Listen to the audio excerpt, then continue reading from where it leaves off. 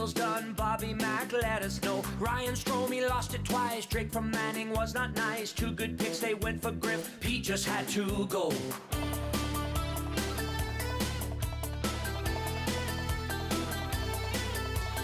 Eric Greiber buyout, what was that all about? Miko signed a 3-year deal, and my friends, that ain't no steal. Traded for Spooner, shoulda canned him sooner. Chris Russell, Lucic, no movement on their deals. Pete left a tire fire. Bobby Nix is searching for the perfect person. Pete left a tire fire. Now it's tough to do well when you're stuck in cap hell. Monday morning on the Nielson Show. Welcome to another dose of the AM Nasty. Dustin and Lt Eric with you in the Popeyes Louisiana Kitchen Studios. Get your hands on those new wings they've got going on over there. The hot and spicy. Absolutely delicious. And celebrate your Monday with a little Popeyes, DoorDash, Skip the Dishes, Uber Eats, however you get it. Get your hands on it. You will not... You will not be disappointed. Nash in the nasty chat. He's already got me going today. It's Monday as opposed to Friday. Did Tommy drop any Fridays on Friday? No, he gets close. Whenever he says Friday, though, it does sound like Friday. He's feeling you're it, right? filling in the blanks on your own. But he was probably fighting it every single time. But, he managed to push through. So that's, speaking of which, he was on time, so we thank Tommy for his Friday. What time does he roll in on a morning show shift? 5. Actually, I got 5:10, 10 after 5. That's I not think bad. him and I rolled in together. Iwanek wow. and I this morning, actually, as it were. Oh, you guys came right in together, too? Yeah. Friday that's morning it was nice. Tommy. Monday morning it's Iwanek. Oh, wow. It's Isn't great. that great? But they still don't carpool, which I find... Yeah. Like, I just, at this time of day, too, maybe some people staggered or live in the same building. Same building. Coming in at the same time. Could have been a carpool situation. I'll see you downstairs. I guess that's just two guys who don't care about our environment. That's tough. It's tough to see. Well, reads into the working relationship as well. You can if you ever wondered kind of the dynamic around here, that's kind of speaks for itself, hey? All right, you can text us anytime, 780-218-9999. We got a couple of conch requests in there we're definitely going to get to. 780-218-9999. That is your Paris Jewelers inbox. If you're looking for a grill, they got you covered at Paris Jewelers. That should be a jingle. Let's get these guys a jingle. You should have to wear a grill if you work there. Ah, yes. And then a they rite of passage. have them in the commercials. Come see Paris Jewelers, and they all smile, like a slow smile. And you add in post. That's getting me down there, yeah. That'd be good. Flexible financing options available, including do not pay in store for 1 year now. I do believe we might get a visit from one of the crew at Paris Jewelers this week. And I don't know if they're going to bring in grill outfitting, the Grogu pendant for us to show off in person. But I think we're going to get a visit at some point this week, so that's pretty cool. Paris Jewelers, Canadian, family-owned, 23 locations across our wonderful country. Hope they show up with a big coat with a bunch of wares, inside. Yeah, what do you want to watch? And they won't come up here. We got to meet them out on the stoop. Right downstairs, us and Russian spa guys. Black sedan creep will Just have work chilling cut out down for them then, eh? I like us connecting the Russian spa group downstairs to Paris Jewelers as like a pipeline to make this work. I think that's really good stuff. Joe Belineski in the nasty chat to say, Dusty, I was reading an article about Vinny Desharnais, and the reporter quoted Gager from the Two Guys in a Goalie podcast. What? That's incredible. Do we want to dive into the running Broberg out of town already here? Gager, we'll get to that. We will certainly get to that as we work our way through the show today. A conch for that article. Quoting Gager.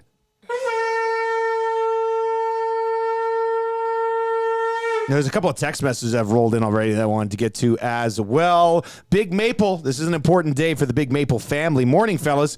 Can I get a birthday conch for my daughter, Everly, today, who turns 4 and has been listening every day for the last 3 years on her way to preschool. Wow. That's a big day, an emotional day for Big Mapes. And happy birthday to his little one.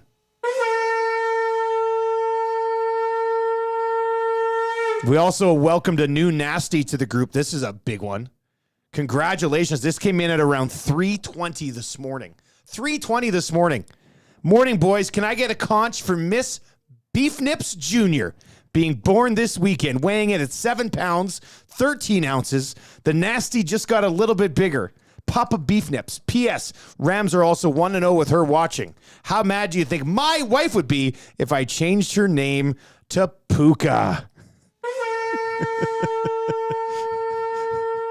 It's a hell of a nickname going forward, hey? It's a really good nickname. Just between going daddy forward. and daughter Yeah. there. That's You got to have those special moments. Yeah. Got to have those special ties with your daughter. 7 pounds, 13 ounces. I think Beef Nip's daughter weighed the same as I weighed when I was born. No, I was 8 pounds, 13 ounces. I love these. We can get photos now at the text line. Yeah. And this Cute photo little of baby. Miss Beef Nips is like a super donaire, hey? Like kind of you're all wrapped up and but that's your big boy right there. Beef Nips, I hope you had your postpartum donaire because it is one of the most delicious donaires you will ever have.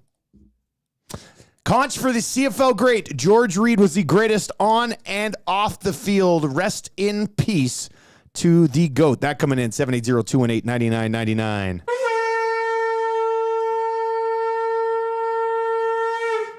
Hell of a run for sucks. Mr. Reed. That just sucks. He was a guy that came to Saskatchewan and never left. Raised a family there. And one of those guys that you go to Taylor Field still, and he'll be when you went to Taylor Field, the new Mosaic now, and he sits like he's the Don, right? Kind of that godfather figure, not just with the Riders, but the league as a whole. Of course, holding the records as he did, still holds the touchdown one. So, yeah, that was some sad news last night. A day before his would have been 84th birthday, I believe, today. So. I'm calling the Riders game this weekend. I'm sure we'll have that'll be an excellent tribute on Saturday. A few tears shed, I'm sure. To the legend there, no doubt about that one. We'll get into some CFL stuff for sure. We'll dive into the NFL. We got our Hockey Insider lineup launching today. We tweeted this out last night. If you missed it, we think it's a pretty good lineup. Bringing a lot of the crew back together. Darren Dreger is going to join us every single Monday morning at 7:05. All right, so we've got Darren Dreger. Tuesday mornings at 7:05, we got Craig Button. Wednesday mornings at 7:05, we got Jamie McLennan. Thursday mornings, give us a drum roll for this one. A new guy, Luke Gazdick, is going to be joining us on Thursdays. He's kind of an up-and-coming star, I think, in the national media picture. He's going to be doing a lot of stuff with Sportsnet this year. He's got his podcast that he's got on, obviously a former Oiler. We're pretty excited to have Gaz in the mix as well. He'll be by on Thursday mornings at 7:05, and then Friday mornings at 7:05, another brilliant talent, Mike Johnson, is going to join us. So we're happy to be able to provide you with the best Hockey Insider lineup you're going to find, I think, anywhere in the country. Dreger, Button, Noodles, Gazdick, and MJ from now until after free agency right here on the Nielson Show on Edmonton Sports Talk. So tell your friends that the best hockey insiders in the business will be with us every single morning at 7:05. There are lots of kind of, posts you can lay down, but hockey is back. Hockey's back. The insider, hockey's back. Hockey is now back. Definitely back. We're pretty excited about it. And us to Dreger and Button and Noodles and Luke and MJ. You're gonna live with me now. Yeah, I'm gonna take care of you. Because I love you. Yes. I love you, Chuck. Yes. We do love them. And they'll be Dreger with the us. Monday man now, too. Dreger's the Monday man How now. does it, that kind of, Start the week hot. Start the week with the best insider going. So Dregs will join us around 7:05 this morning. Mike Tanier is going to be by at 7:45 this morning. Both of those guys today brought to you by our great partners at Pro-Am Sports. If you're looking for any of that new Heritage Classic stuff, grab it before it's gone. This stuff is selling like hotcakes. Also, where does the saying hotcakes come from? Have you ever, do we know? Can you look that up? Let's look that up.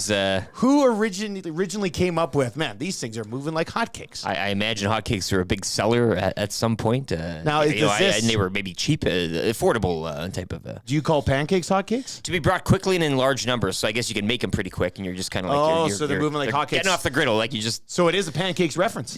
Yeah. I thought maybe it was like a warm, freshly baked cake reference. Just like big. Well, think about it. Nice warm cake. That's gonna move quick. Just multi-layered. Yeah. All right, moving like hotcakes. I guess that'll work out okay. If you're You should do a pancake breakfast here, hey? Put it on the list. Buddy, we're already traveling to each and every sporting event next year. I know Iwanuk's got the kilometers down. We'll be tracing all over the continent. Got us a Grey Cup and Super Bowl. If we could just have Masters a pancake breakfast squeezed in there. Oh, we're somehow. going to F1. What? When you were here a couple weeks ago, we were going to F1. Ooh, I'm in for we're New like station vehicle. we're gonna hit a couple. President's- we're gonna do President's, Austin, Cup is and in then was it Montreal. Brazil? Yeah. I think we're gonna skip Mexico and go to Brazil or something. College football weekend, Like maybe. basically, we're not gonna be in this building at all next year. Tons of We're plans. just gonna be on the road. Man, that gets me really excited, boys. Maybe we could add pancake breakfast to that somewhere along Well, the way. I would Just like to mix in a goodbye pancake breakfast. maybe a welcome back pancake breakfast. When we get Problem back. is like we've got the parking lot for a pancake breakfast, but we would need approval from some of our neighbors, I think, to Well, what a take up good the way! parking What a good lot. way to meet your neighbors. Let's get them Yeah, all but they out. don't want that heat, right? When do you think would be the best? They don't want all of us Well, I don't know, welcoming a bunch of people. Maybe they're waiting. They're trying to run a calming spa. Yeah. Where people could come and relax. Murray could get his, just cut away from the golf world. Okay, well, And we're going, come on down to get pancakes that are going to be burnt by us. Come eat some pancakes. They're going like hotcakes. That's the little banner we have. I have a great plan B, boys. If we can't get approval to do it here, let's talk to Seductions right around the corner. It's a big lot. Huge parking lot, right? The Edmonton Sports Talk / Seductions Pancake Breakfast. Maybe we just do the old lot. Nobody parks there anymore. That is an empty lot now. That is an empty lot now. 780-218-9999 or in the nasty chat as well. And we'll get to a few more of those. Tell your friends the Nielson show is back. And yesterday I was just coaching hockey and we were playing against a team and all the coaches on the team, listened to the old show for sure. I was going past one of them and he goes, Dusty, I missed the show, man. And I said, hey, we're back, dude. EdmontonSportsTalk.com. Listen live every single morning. One click. That's all it takes. So just a matter of telling people where they can find us. And, we'll find all these sports nuts. Oh, I wanted to add this clip into the vault today. This just came up. And, the perfect example was that text from Beef Nips earlier today when he said he just had a baby girl. And he goes, Rams are also 1-0 with her watching. How mad do you think my wife would be if I changed her name to Puka? And you know who would suggest something like that? A real sports nut, huh? What a sports nut, huh? What a sports nut, huh? I think it was, doesn't Jess from The Bear always use this gif? I love it. She's obsessed with the movie. She used it in one of her Halloween costumes a few years back, if you recall. She went as him in The Institution.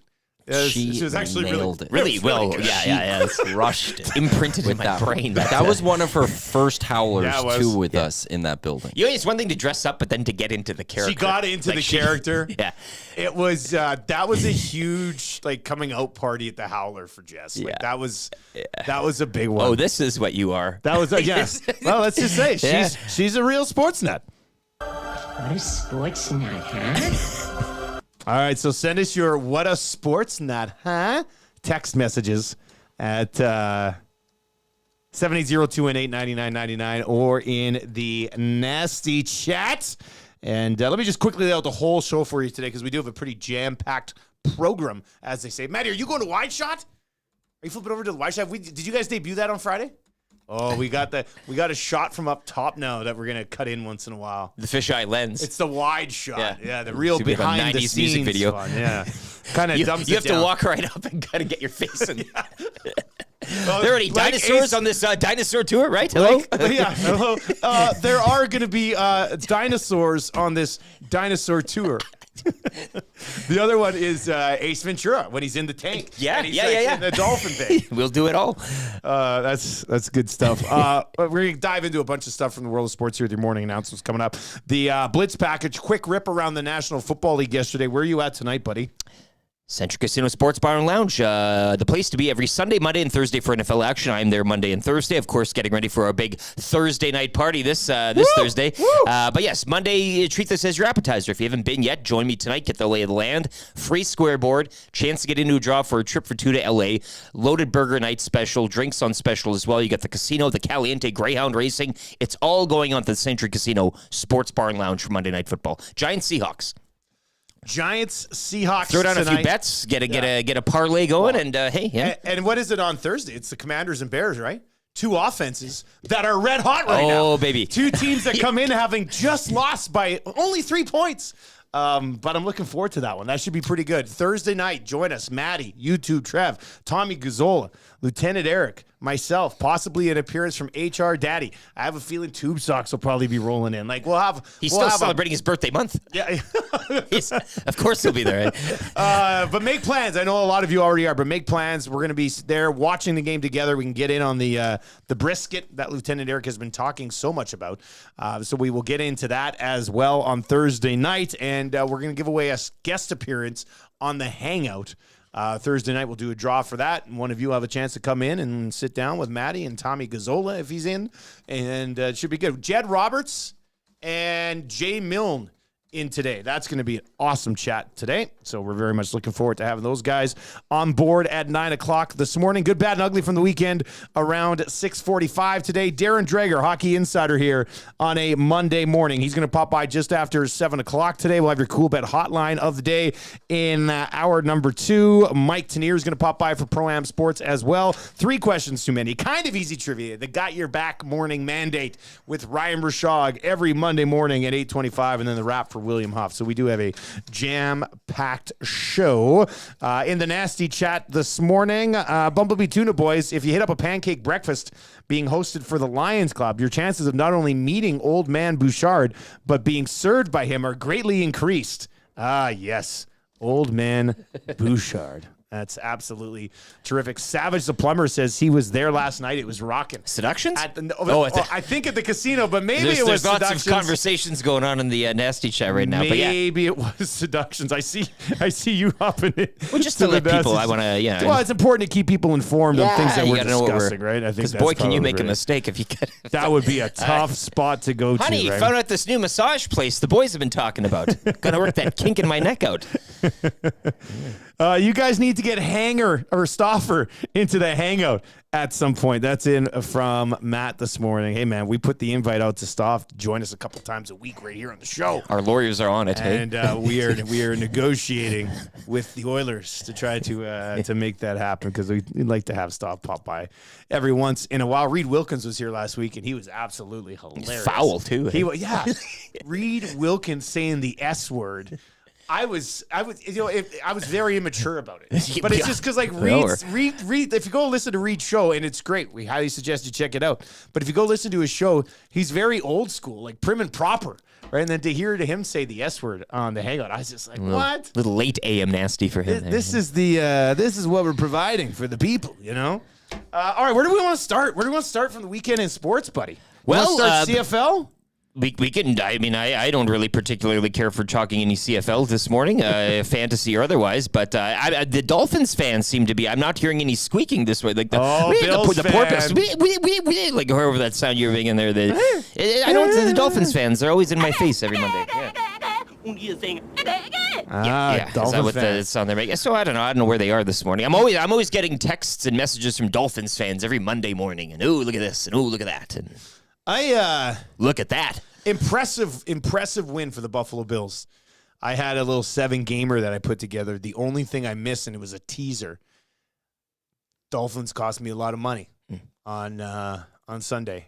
Because I had them, I moved it to plus 9.5. I had a 6.5 point teaser. Hit the other 6 games. The only one I missed on was the damn Dolphins. So that was extremely frustrating. But I think that's a much bigger statement win for the Bills than a loss for the Dolphins. No, they'll be back. They'll be back. Tua got knocked around, and the Bills defense. Bills losing Tre'Davious White as well. I mean, you're putting up 71 week. You're not gonna live that. Yeah, Dolphins will be fine. I just really like the head-to-head here early on. And who's your daddy? Who is your daddy? Mike on the nasty chat says, I'll be at Seductions this Thursday. We should make it a group thing. Maybe we can get a group rate. Do you guys get the game on here? I want to go pitch Seductions for just sponsoring Saturday night Oilers games with us. And we go there together and we watch the Oilers game. A match made in something. Yeah. Excuse me. Do you guys have a group rate here at Seductions? I honestly Try one of those new theme rooms. We've been hearing so much about it. I kind of hope that Seductions gets the AM Nasty bump just because you're all a bunch of perverts. I think that would be great. If you're watching live today, remember when you finish watching live, you want to hop in your car and go to work, just listen live. EdmontonSportsTalk.com. Click the listen live button. From a Grey Cup perspective, let's get back into there for the Canadian Football League in a second. Where do we come out on Green Day, boys? Oh, I love it. I've think always it's been a a Green. huge I've always get. been a Green Day fan. I mean, they're not. It's not. No longer are we in the era of Dookie or anything like that. Yeah, But yeah. yeah, I mean, that's Carrie Underwood and Green Day. That's a pretty good. I'll take that over Usher. Yes. I Just in honestly, my- I yeah. don't even feel like that's not the Homer CFL take. No, I honestly think that dropping Carrie Underwood into a music festival on Friday night at Grey Cup and following it up with Green Day at the halftime show of the Grey Cup is better than rolling out Usher for a Super Bowl halftime. whether it'll be cool, like it's Hamilton, right? You could get a little snow, you could get a little. It could be nice, could be cold, but Green Day in that type of setting with Canada watching and Yeah. people down there partying, it'll be fun. It's a fun band. It so- should be really yeah, good. Yeah, if they cover Troopers, Raise a Little Hell. My God. I'm done. I'm not even watching the second half. I don't care what's happening. That'll be my Grey Cup all sewn up. I want them to cover Weird Al's Canadian Idiot. Do you think they'd do a cover? Maybe. Hey, well, like if they're going to do a cover, they're going to do a cover of so Canadian. they're releasing new. Are we Yeah. here for new Green Day Do they have stuff? a new album coming up? I don't Look, know, I'll but say this. I'll check it out. I'll check it out. I'll Given this, definitely but check it out because of this. Give me the hits and give me a sneaky cover, baby. That would be pretty cool. If Green Day knows the Canadian Football League, they would start with Raise a Little Hell by Trooper. A punk version of the wreck of the Edmund Fitzgerald. Would that like not a be really incredible? sped up, like the whole thing. That would be Please. really good. Really good. We're going to get into the Blue Jays during Hey! the good. No, but they get the Twins. This is what you want, right? Kind of I that guess the way it works out third there. slot, and then you. Still, though, good, bad, and ugly on the Jays today. Not the good. It's a long season. No, It's a long season. No, that is such a bad look. And we'll get to you win the division. Go ahead. Even if you win heading You into it. back in to the playoffs. I heard Schneider and the pump on this guy. This guy has to be the least motivating dude of all time. I heard him say, "We're right where we're supposed to be." Well, You're supposed to be crawling on your knees into the postseason. Come on, man. given their play down the stretch, I guess maybe. Somebody, I can't remember tweeted. I think it was old Barry Davis. I think I saw a Barry Davis tweet yesterday. Yeah, On his coffee Of break all at people. the whatever the, yeah, the, wherever the he's boat, at now. the boat shop. But he basically said the Jays are either going to get swept in the wild card series or win the World Series. Like with the way their season's gone, yeah. I don't think they've got it to win the entire thing. Be an easier route though going through Minnesota than Tampa, perhaps. Well, it should be. But how many times have you wished for one thing and then it backfires Sure, completely yeah. in your face, right? Yeah. So, Well, all right, hit us up in the nasty chat or in the Parachuters inbox, 780-218-9999. Just a quick, brief pause, and we'll be back taking a look at everything happened yesterday in the National Football League. We'll obviously get into the Oilers, a lot of hockey. As Eric said earlier in the show, baby, hockey is back. It's back. Darren Dreger, 7:05. Ryan Rishaug, 8:25 today. Tell all your hockey friends that the boys are talking to the best. Let's get to a sports update with Lieutenant Eric.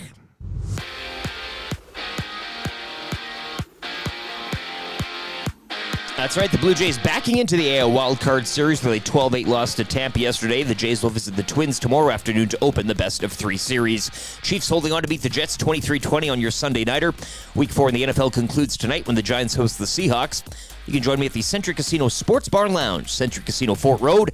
It'll be another chance for you to qualify into a draw for a trip for two to LA to catch the Rams and Browns. The Century Sports Bar Lounge at Century Casino Fort Road, where every day is game day. Sad news out of the CFL last night. Former Rough Rider great George Reed passing away at the age of 83. The team announcing Mike Pringle has surpassed Reed as the CFL's career rushing leader, but Reed remains second overall, and his career rushing touchdown record also still stands. Oilers preseason continues tonight. With a stop in Seattle, the Oilers host the Flames Wednesday and the Kraken Friday before opening the regular season next Wednesday in Vancouver. Oil Kings with an 8-5 win over the Hurricanes. They improved to 2-1-0-1. Oil Kings will head out on the road for games in PA tomorrow and Wednesday in Saskatoon. The club return home to host the Raiders Saturday night. Prairie Junior football action yesterday. Huskies down the Rifles out in Winnipeg 27-18, while the Wildcats with a 42-36 win over the Colts on Saturday. The Huskies will round out the regular season Sunday in Regina, while the Wildcats will visit Calgary Saturday afternoon. Shop. Remember in the dark days of the pandemic when we were sitting around? Oh, yeah. What the heck were we doing? Ping pong was huge in the first few months. But yeah, God bless the KBO. I really came to appreciate the bat flips in the KBO. They didn't mess during that around, period hey? of time. You know, shout out to the KT Wiz. Became my favorite team through all of this. But yeah, I mean, listen, I'll be honest. I'm not hitting a lot of Japanese or Korean baseball right now because there's some big games in the majors that we're hitting right now. The Lock Shop with Nielson and Hustler. Weekday mornings at 11, only on EdmontonSportsTalk.com. Join friend of EST, Guy Flaming, for the Pipeline Show, Monday nights at 8 and Saturday at noon, as he has you covered with CHL, CJHL, USHL, NAHL, NCAA, and U Sports, plus the World Juniors, Frozen Four, and NHL Draft on EdmontonSportsTalk.com.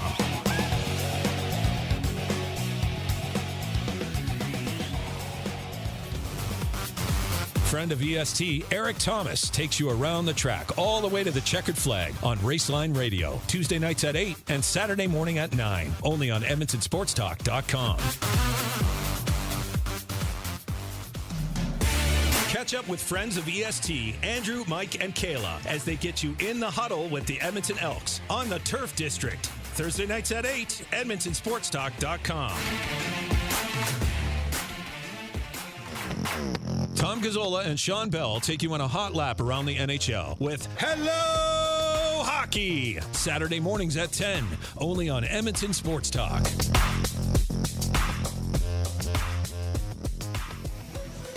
The Elks Call is the newest Edmonton Elks podcast located in Edmonton, discussing everything Elks. Join friends of EST, Scout and Catherine, Friday nights at 8 on EdmontonSportsTalk.com.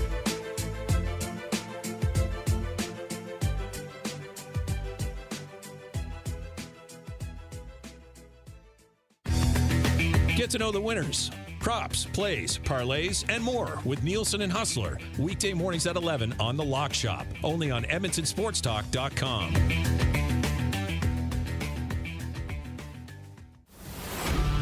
Get all the latest news and takes on everything Oilers with Dustin Nielson and Tom Gazzola on the Oil Stream. Live at noon, Monday, Wednesday, and Fridays, only on EdmontonSportsTalk.com.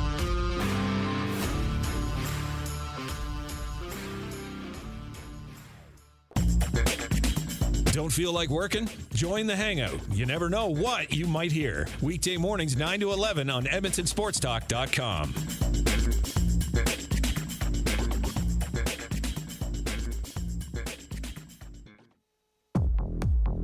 The Nielson Show featuring Lieutenant Eric. Only on Edmonton Sports Talk.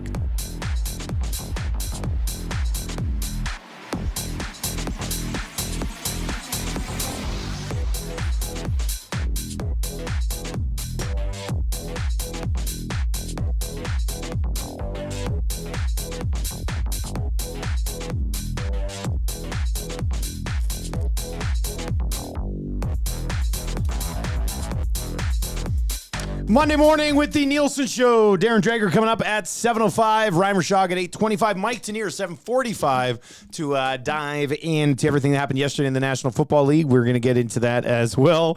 Joe Belineski in the Nasty Chat. We see you, Belineski. This looks like a camera angle you'd get from one of the cams in Seduction's massage room. That up top cam. The seduction cam, yeah. I want what we want to do with that is on that wide shot.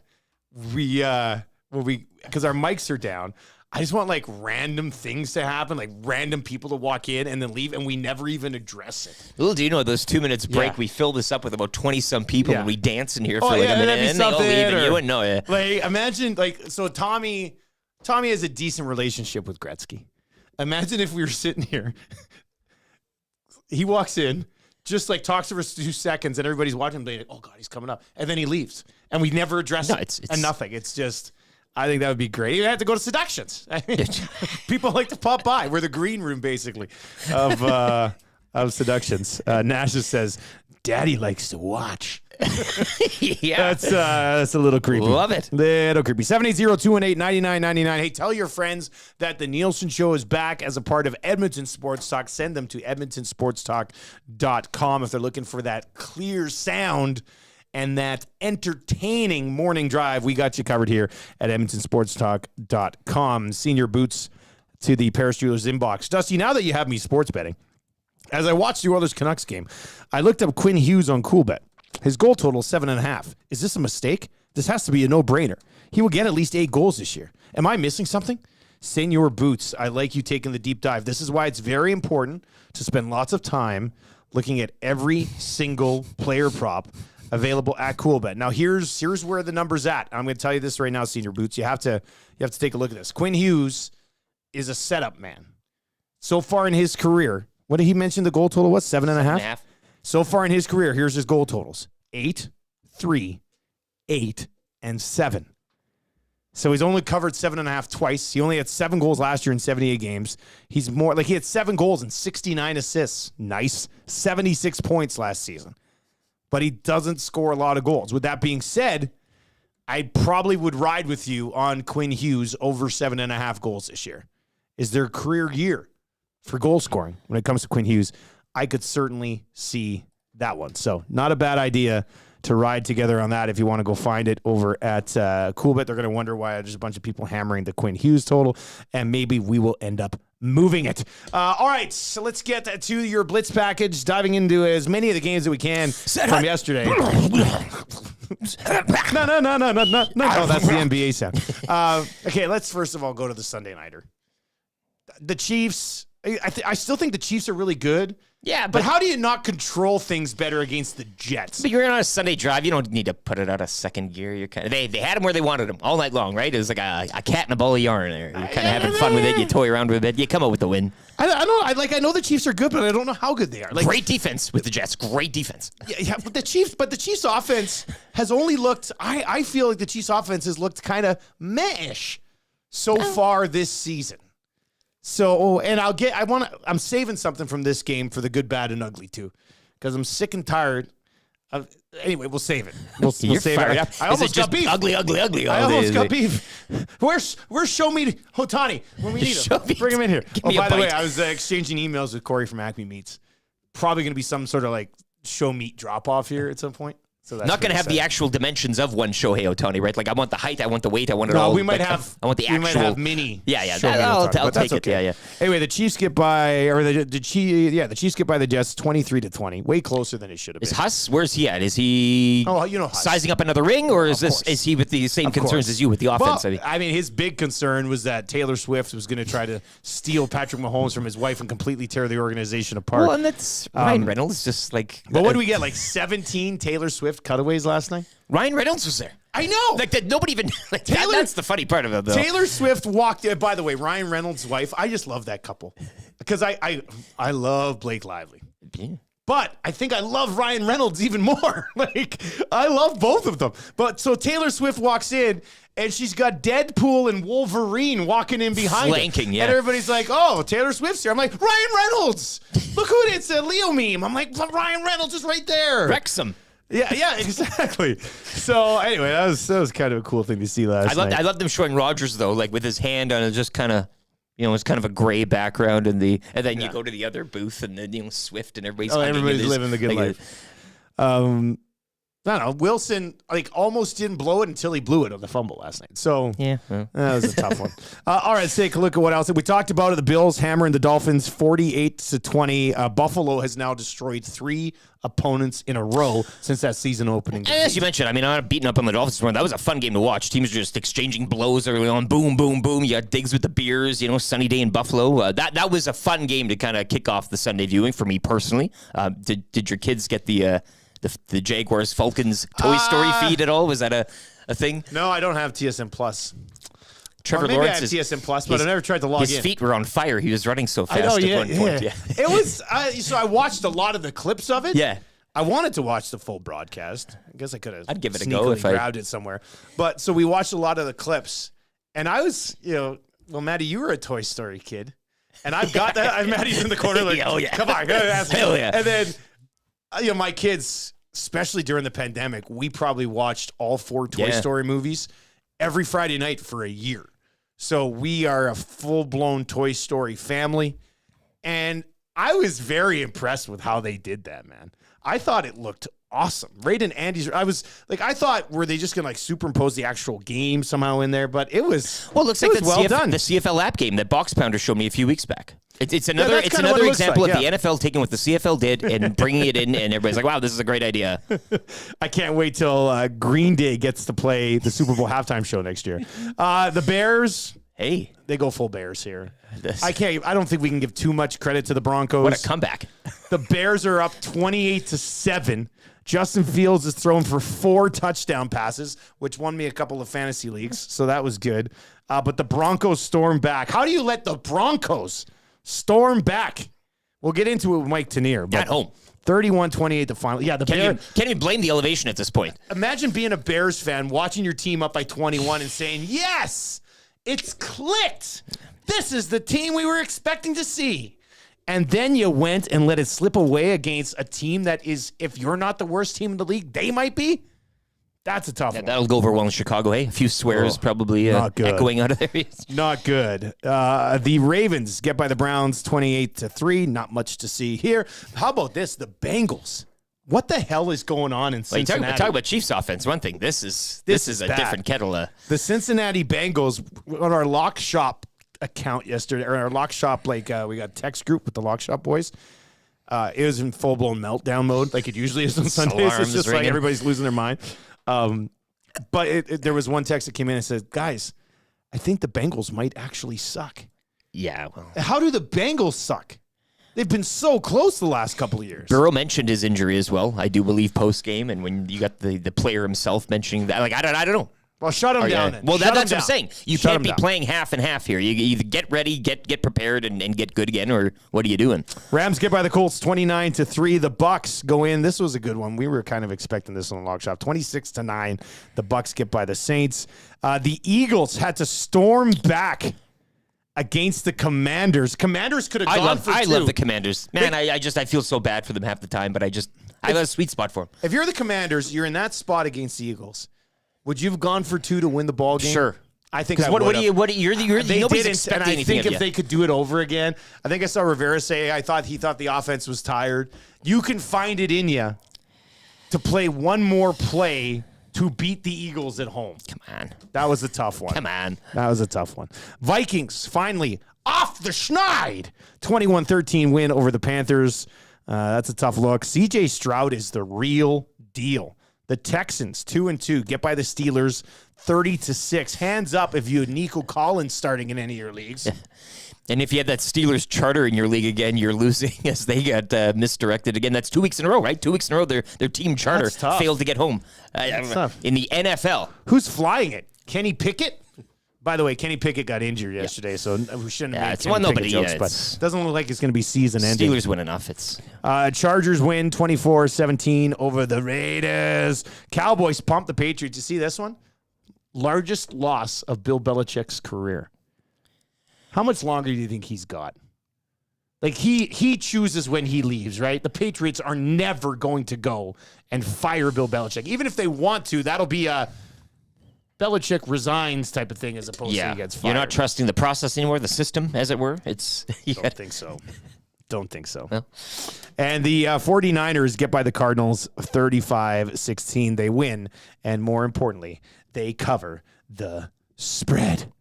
So that's good, too. That's the entire picture in the National Football League. The Monday Nighter tonight, let's dive into this right now. Let's get to our Monday Night Football Challenge. Might as well. Talking football. Seahawks, 2-point road favorites in New York against the Giants. Join Lieutenant Eric Monday Night Football, Sports Bar and Lounge, Century Casino, Fort Road. Getting some nice little crowds in there. And on Thursday night, the whole crew's going to be there. So definitely plan to join us on Thursday to watch me in a full-blown Justin Fields fantasy meltdown. That's my plan. Gather around. That's my plan. I'm going to be either living my best life or hating my life, just like every other time I'm at a casino. All right, Lieutenant Eric, who do you like, Seahawks or Giants? It's got to be Seattle. On the road, -2? Yeah, I still, the Giants, no. Road favorite. Yeah, no, road favorite. I'm not looking for the clip. Road favorite. I'm taking the Seahawks. Giants, I can't. There's no overthinking this one, is there? I don't think so. We'll revisit this maybe for your Cool Bet Hotline of the Day in hour number 2. But if you like the Seahawks, like Lieutenant Eric, at -2, text Seahawks to the Paris Jewelers inbox right now. Or if you like the Giants plus the 2 points at home, text Giants to the inbox at 780-218-9999, 780-218-9999. And if you get it correct, you go into a draw. Tomorrow morning, we will draw one of your names, and you will end up winning a gift certificate that you could use on Thursday to join us. Which you use the gift certificate on the special. You're the big winner. Yeah. Like that. How about that for a parlay? That would be amazing. Guys, is Aaron Rodgers mentoring Zach Wilson? Maybe his injury will turn out to be a good thing for the Jets long term. That's a interesting take. Yeah. I don't. Did you think? No, I don't think it ties into it at all. Oh, Wilson just kind of gamed a bit last night. Like I thought he balled a little bit. Yeah. But no, I don't know if Aaron Rodgers is the big mentoring type. Like, do you remember many articles about, wow, Aaron Rodgers is really mentoring Jordan Love right now? I don't really ever remember hearing that tied in, you know? I guess, well, he doesn't want somebody to steal his job, right? So he doesn't want to sprinkle too much of that Rodgers knowledge and talent to anybody else and share it. But now maybe in his elder years and, maybe he passes the baton finally. I don't see I see you. I want you to live at my house. I'll teach you everything. Now, don't sleep on Trevor Siemian, though. Oh, yeah. Wait till that project gets going. Your season's going well when the Trevor Siemian project they're getting is brought worked up again. here, It's, I think I saw, what was it? A couple different people had it last night. A picture of Kelsey and a picture of Wilson, and it said Kelsey when he sees Taylor Swift. And then Zach Wilson when he sees Donna Kelsey up in the crowd. It's just like the Cougar thing with Zach Wilson continues to live on. All right, good, bad, and ugly from the weekend coming up here before 7 o'clock. After 7 o'clock, Darren Dreger will be by. So we're very much looking forward to chatting with Dregs. We'll dive into the Edmonton Oilers. Looks like the Sutter thing is not going to work out. Sutter announcing his retirement over the weekend, and I guess that spot remains up for grabs. Or does it? Is it Ernie season? Is it Raphael Lavoie's time? Well, hey. All right, a nice snipe that definitely would have been criticized if it went in on Skinner or Campbell, but still a good shot from the kid as he has an opportunity to crack this roster this year. So we'll get into that with Dreger. Got your back Monday morning Manddate with Ryan Rishaug coming up as well. But let's get to a sports update with Lieutenant Eric.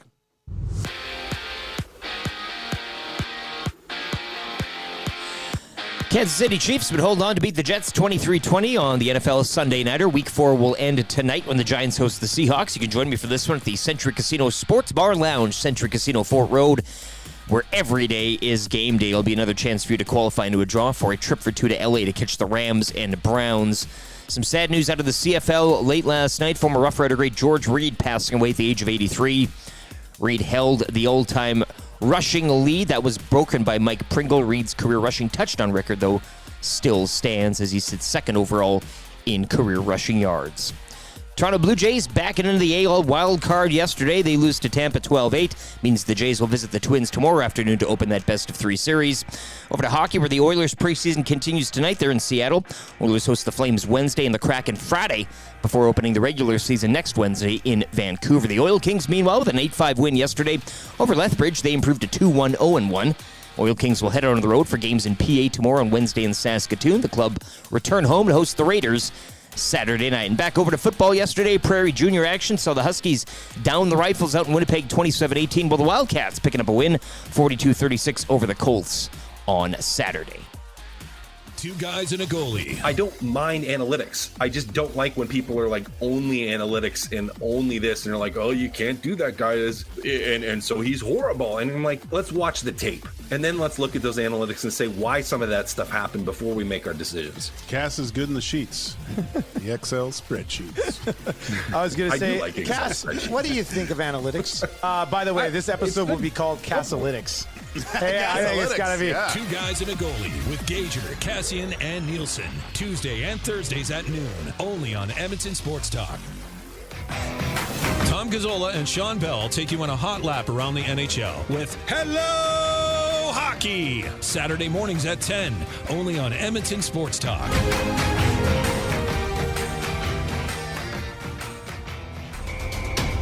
The Elks Call is the newest Edmonton Elks podcast located in Edmonton, discussing everything Elks. Join friends of EST, Scout and Catherine, Friday nights at 8 on EdmontonSportsTalk.com.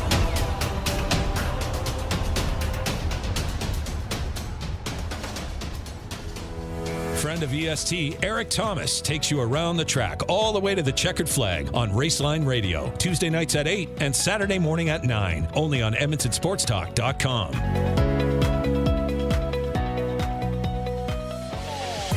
Catch up with friends of EST, Andrew, Mike, and Kayla, as they get you in the huddle with the Edmonton Elks on the Turf District. Thursday nights at 8, EdmontonSportsTalk.com.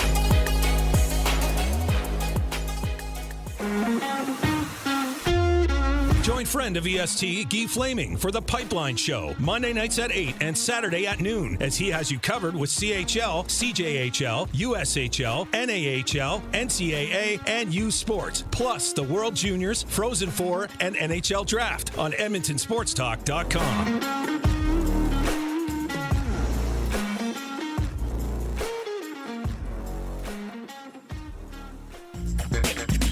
Don't feel like working? Join the Hangout. You never know what you might hear. Weekday mornings 9 to 11 on EdmontonSportsTalk.com.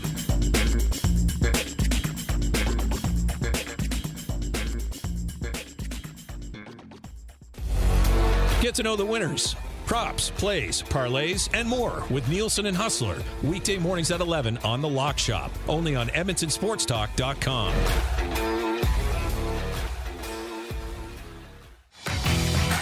Get all the latest news and takes on everything Oilers with Dustin Nielson and Tom Gazzola on the Oil Stream. Live at noon, Monday, Wednesday, and Fridays. Only on EdmontonSportsTalk.com.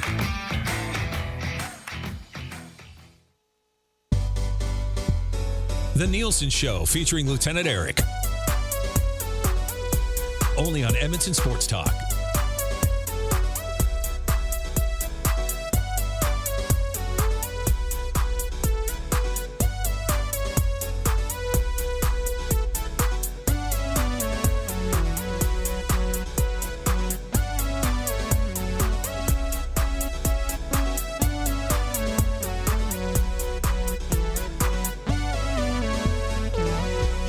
All right, welcome back to the Nielsen Show, everyone. Coming up at 7:05 today, Darren Dreger. You see his lovely face on the graphics over there. Dregs is going to join us around 7:05. We'll dive into, I want his thoughts on Nurse and Bouchard as a pair. I tweeted out when we were watching the game on Saturday, like, do you have faith in it long term? So we'll get into that with both Rishaug and Dregs. Should be a good time. We'll find out what the schedule's like for the Ray and Dregs pod this year as well. We'll definitely get into that.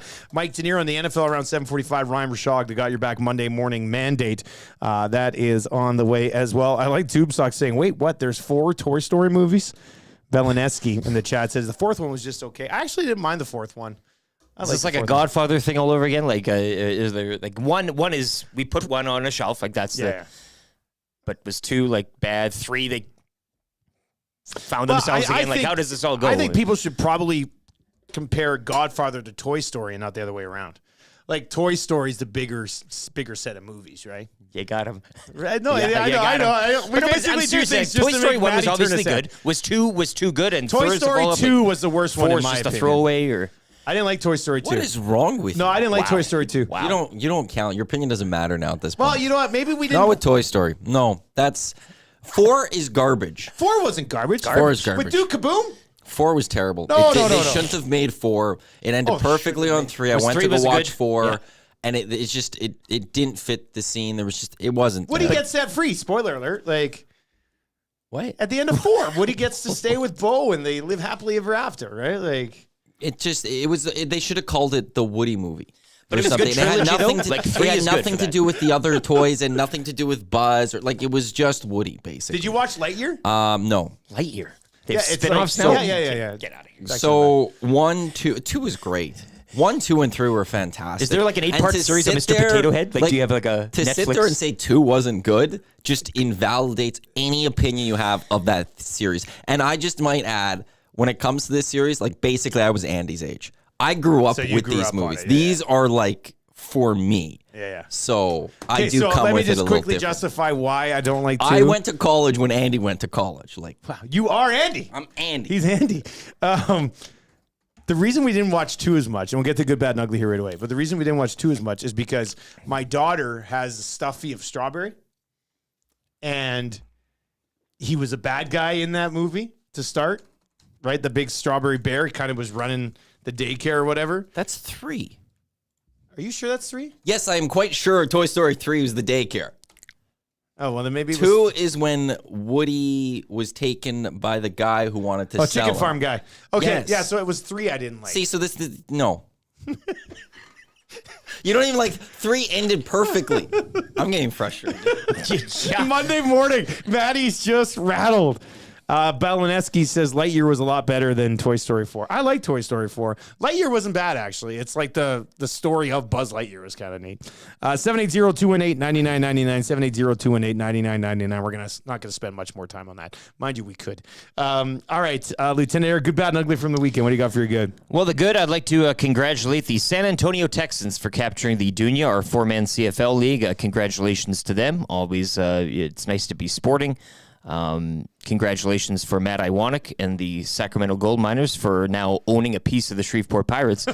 And I do wonder how many draft picks I'll have removed from me leading into next season for my Mike Babcockian egregious errors leading up to the final. Okay, wait, what? Oh, man. So you ended up losing to your brother, eh? Well, look. As a Rough Rider fan going up, those games, 8:30 in Vancouver, I mean, the country's asleep. There's always some shady stuff going on. So I was screwed in Vancouver as a teen, and now as an adult, I'm screwed again in Vancouver late night. As Vernon Adams Jr. pops off for like 900 yards, and they're all catching touchdowns, and everything, and the Rough Riders are going through the motions again. So if I didn't have Friday was the one. It was that Winnipeg-Toronto game. Yeah. Oliveira had a touchdown. Ouellette had a touchdown. Schoen had 100 yards, no touchdown. I really needed to work. I needed more for the Winnipeg defense special teams. I needed to eat Friday night. Yeah. I didn't. So you knew. So that's all. And then Bagel, I mean, I couldn't. The Taylor Powell experiment has officially ended. Only on our show would somebody say the Taylor Powell experiment. God bless that has guy. Officially ended. He took me as far as he could, but no, it wasn't enough. So congrats there, and we move on. I just congrats to the ultimate fantasy champion. Oh, this in you had to football. get There in, is didn't you? Lucas Holt. Just want to throw that out there. Yeah, no, like he's 4-time champ. You know, well done by Lucas and the Texans. It pains me to say that. No. But just a proud franchise who have done some amazing things, and you couldn't ask for a better champion, whatever league you As might a be in. league, we come together, right? When the So I also won my fantasy congratulations, the inaugural. as projected. I'm the only one to ever win First it. champ, We're in yeah. year 1. I also, in true championship fashion, set the season high mark for points in a week, which was big. Well, when you have the all-star team and everyone gives you all Really- their really best flexed his players, muscle. basically, I Really flexed his drafted muscle, this yeah. team. I drafted this Well, team. the I did fact not that make a they trade all flexed year. it in. The The only fact guy that I they picked up didn't- all season was Austin Mack. The only guy. Okay, so then the fact that they just left all the good players for you so you can have this all-star team, well done. Anyway, champion, Cavis Reed Fantasy Football League of Adult Things, 6-man league, far superior to a 4-man league, and we managed to get the dub. I had Vernon Adams and Hatcher. That first half for Hatcher, I was just like, we got it, baby. It was over. Like, it was all over then. You could have just packed it up. Yeah, that was good. But I will say terrible. this. You guys have been doing it for, what, a decade? That we've just this was our 8th season. The 8th season. completed. Okay. Yeah, we're like Toy Story. we also Toy had- Story 4 over here, Yeah. right? Like, I like Toy Story 4. Yeah, I know you do. Of course you did. CFL season-long fantasy was going to be my good. Not the fact that I won. Not the fact that I think I won like 10 straight at the end of the year. Not the fact that I basically won every week by 30, 40 points. Season-long CFL fantasy is amazing. I love it. Like, you have to get into this. The league has to set up at CFL.ca. You can go in 4-man, 6-man leagues. Let's go. I know that's the one thing our two leagues can come together on Yeah. and really push for is that. But Randy Ambrosi. I'm talking to you. you're on the clock. CFL.ca fantasy season-long leagues. This is one thing we could unite on, boys. Kerfloat, Dunya come together to take CFL fantasy to another level across the I country. say another trip for us is Canadian Football Hall of Fame. We pick it outside of there until our demands are met, or something like that. Randy, are you listening? Ultimately, this is led by the Dunya because We are the This is Vice type like of. Yeah. we're glad that you're here, and we're glad that there's. I'm here for the Dean. numbers work. Yeah, Dean numbers is going to matter. hopefully do one next year, and we're glad to help everyone else grow Good. this. So One we're league at a glad to time. have you on board. You've got the spreadsheets. You're making copies. Packages will be sent out. If you would like Matt at EdmontonSportsTalk.com, send me an email. I'll send you all the info, and you can start your own league next I year. love it. It's fun. It's a good time. All right, bad from the weekend. What do you got? Bad, I go to Premier League officiating, and they really dropped the ball. This Liverpool loss to Tottenham. 9-men Liverpool loss. Goals disallowed, red cards handed out. And, when you implement a system called video-assisted review, and you don't go to it because the human beings on the pitch or the field or ice, whatever it is, can't make the correct call, and you don't go to the video-assisted review, I don't know why you have a video-assisted review. It's like I say, if you're going to have a sports bar and you're going to buy like 10, 15 televisions and they're all showing CBC News World, you're kind of not using them for the purpose. So video-assisted review in the Premier League not being used properly, sometimes not being used at all. So my bad goes to the Premier League and the Premier League officials and Liverpool's 2-1 loss to Tottenham. 9-men Liverpool. Did you hear what happened with that too? So tell me more. I didn't even watch the match because I company over. I said, well, I'm going to wait. And then I kept seeing little updates and red cards, and I said, I'm not going to. So now I've been reading all of the posts and stuff from it. So for those that don't know, Liverpool scored a goal, but it was ruled offside and it didn't count. The video ref thought it was ruled on the field as onside and a goal. So when he checked it, he went, yep, that's accurate.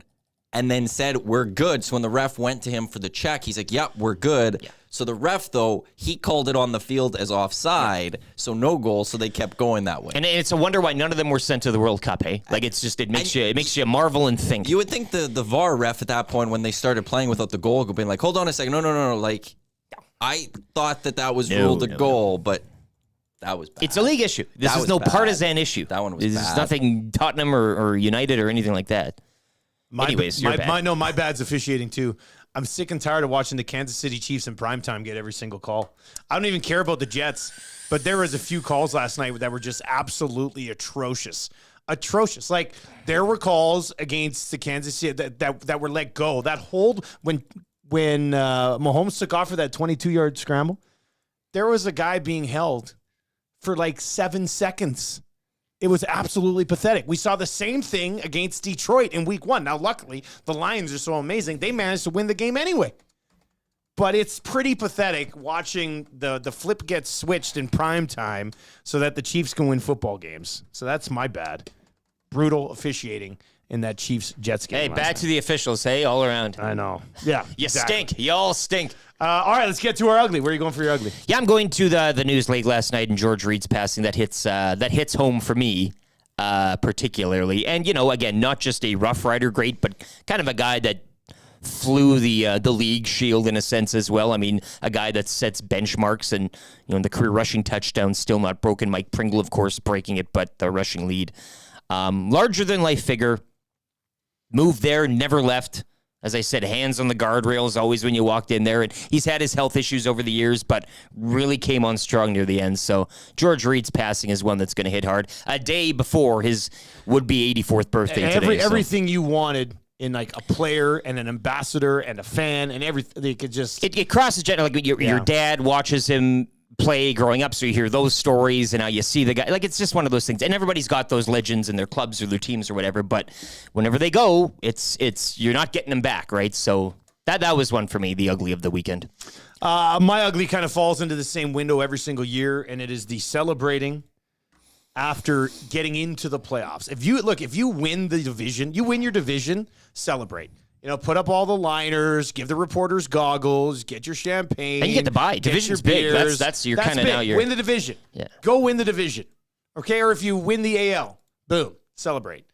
But for the Toronto Blue Jays to be limping into the postseason, losing that game, and then having the celebration, to me, it's embarrassing. It's embarrassing for baseball that we see that type of celebration for that team in that spot. You know what they should be focused on after that? They should be focused on finding their bloody game so they can actually go out and win some games in the playoffs. It's ridiculous to me. Counterpoint. They've lost 4 of 6. They're sitting there popping bottles. Celebrating now you get to play the Twins. Still doesn't matter. Still doesn't matter. I'm trying here. No. Would you say you win your division? No. But you're that top wild card. You celebrate and then like you're no. Okay. No. The top 2 you get to buy. That's what you celebrate. If you get a buy, that's celebration. Yeah. The rest of you got to play in 2 days. Yeah. Like the Jays are the lesser losing to get in. That you can't. Like if they won yesterday, you could maybe have some room for it. Maybe if the you taste win. is good. Yeah. But you've lost 4 of 6. You lost the game. You're like, don't worry about it, boys. Let's go pop some bottles. It's brutal. It's ugly. Drake was returning to the T-Dock last night too. I think maybe that had something to do with it. I don't know. No, don't even get me started. Big champagne poppy, right? All right. On the way, Darren Dreger is going to join us. He'll be our Monday insider all throughout the hockey season. Very much looking forward to this. It'll be brought to you by Pro-Am Sports. That's coming up just after 7 o'clock. Ryan Rishaug and the Got Your Back morning mandate every Monday at 8:25. So Shoggy will be by in hour number 3. If you have any hockey questions for Darren Dreger, this will lead into a couple of hockey segments in a row here. 780-218-9999, 780-218-9999 if you want to get in at that Paris Jewelers inbox. Darren Dreger on the way in less than 4 minutes. Don't go anywhere. The EST Hangout. So I thought I needed to compete with Gager's mask and give something to Edmonton Sports Talk to have here kicking around for some sports memorabilia. Oh, this is exciting. We got a little gift for us here. Got a little football. Dusty, see if you can see whose name's on it. He's not an easy one to read, but it's a pretty good one. Something Mo? Oh, who's a quarterback that starts with M-O? Oh, my goodness. Montana? There you go. JMO. That's Joe Montana autograph football. Well, I only have one now because I just donated one to Edmonton Sports Talk. EST Hangout, weekday mornings at 9, only on EdmontonSportsTalk.com. Friend of EST, Eric Thomas, takes you around the track all the way to the checkered flag on Raceline Radio. Tuesday nights at 8 and Saturday morning at 9, only on EdmontonSportsTalk.com.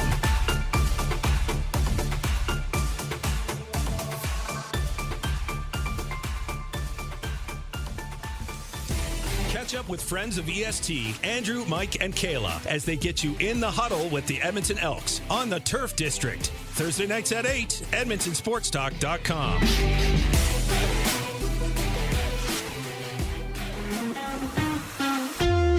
Join friend of EST, Guy Flaming, for the Pipeline Show, Monday nights at 8 and Saturday at noon, as he has you covered with CHL, CJHL, USHL, NAHL, NCAA, and U Sports, plus the World Juniors, Frozen Four, and NHL Draft on EdmontonSportsTalk.com.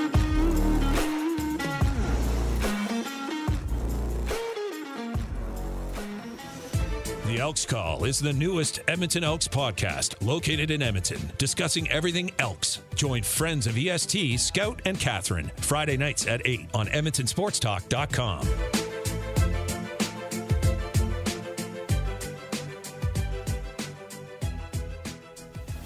Tom Gazzola and Sean Bell take you on a hot lap around the NHL with Hello Hockey, Saturday mornings at 10, only on Edmonton Sports Talk.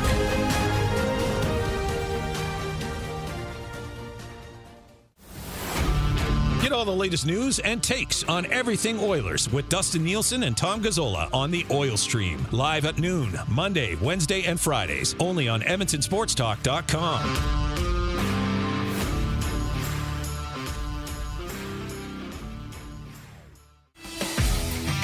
Don't feel like working? Join the Hangout. You never know what you might hear. Weekday mornings 9 to 11 on EdmontonSportsTalk.com. Get to know the winners, props, plays, parlays, and more with Nielson and Hustler. Weekday mornings at 11 on The Lock Shop. Only on EdmontonSportsTalk.com.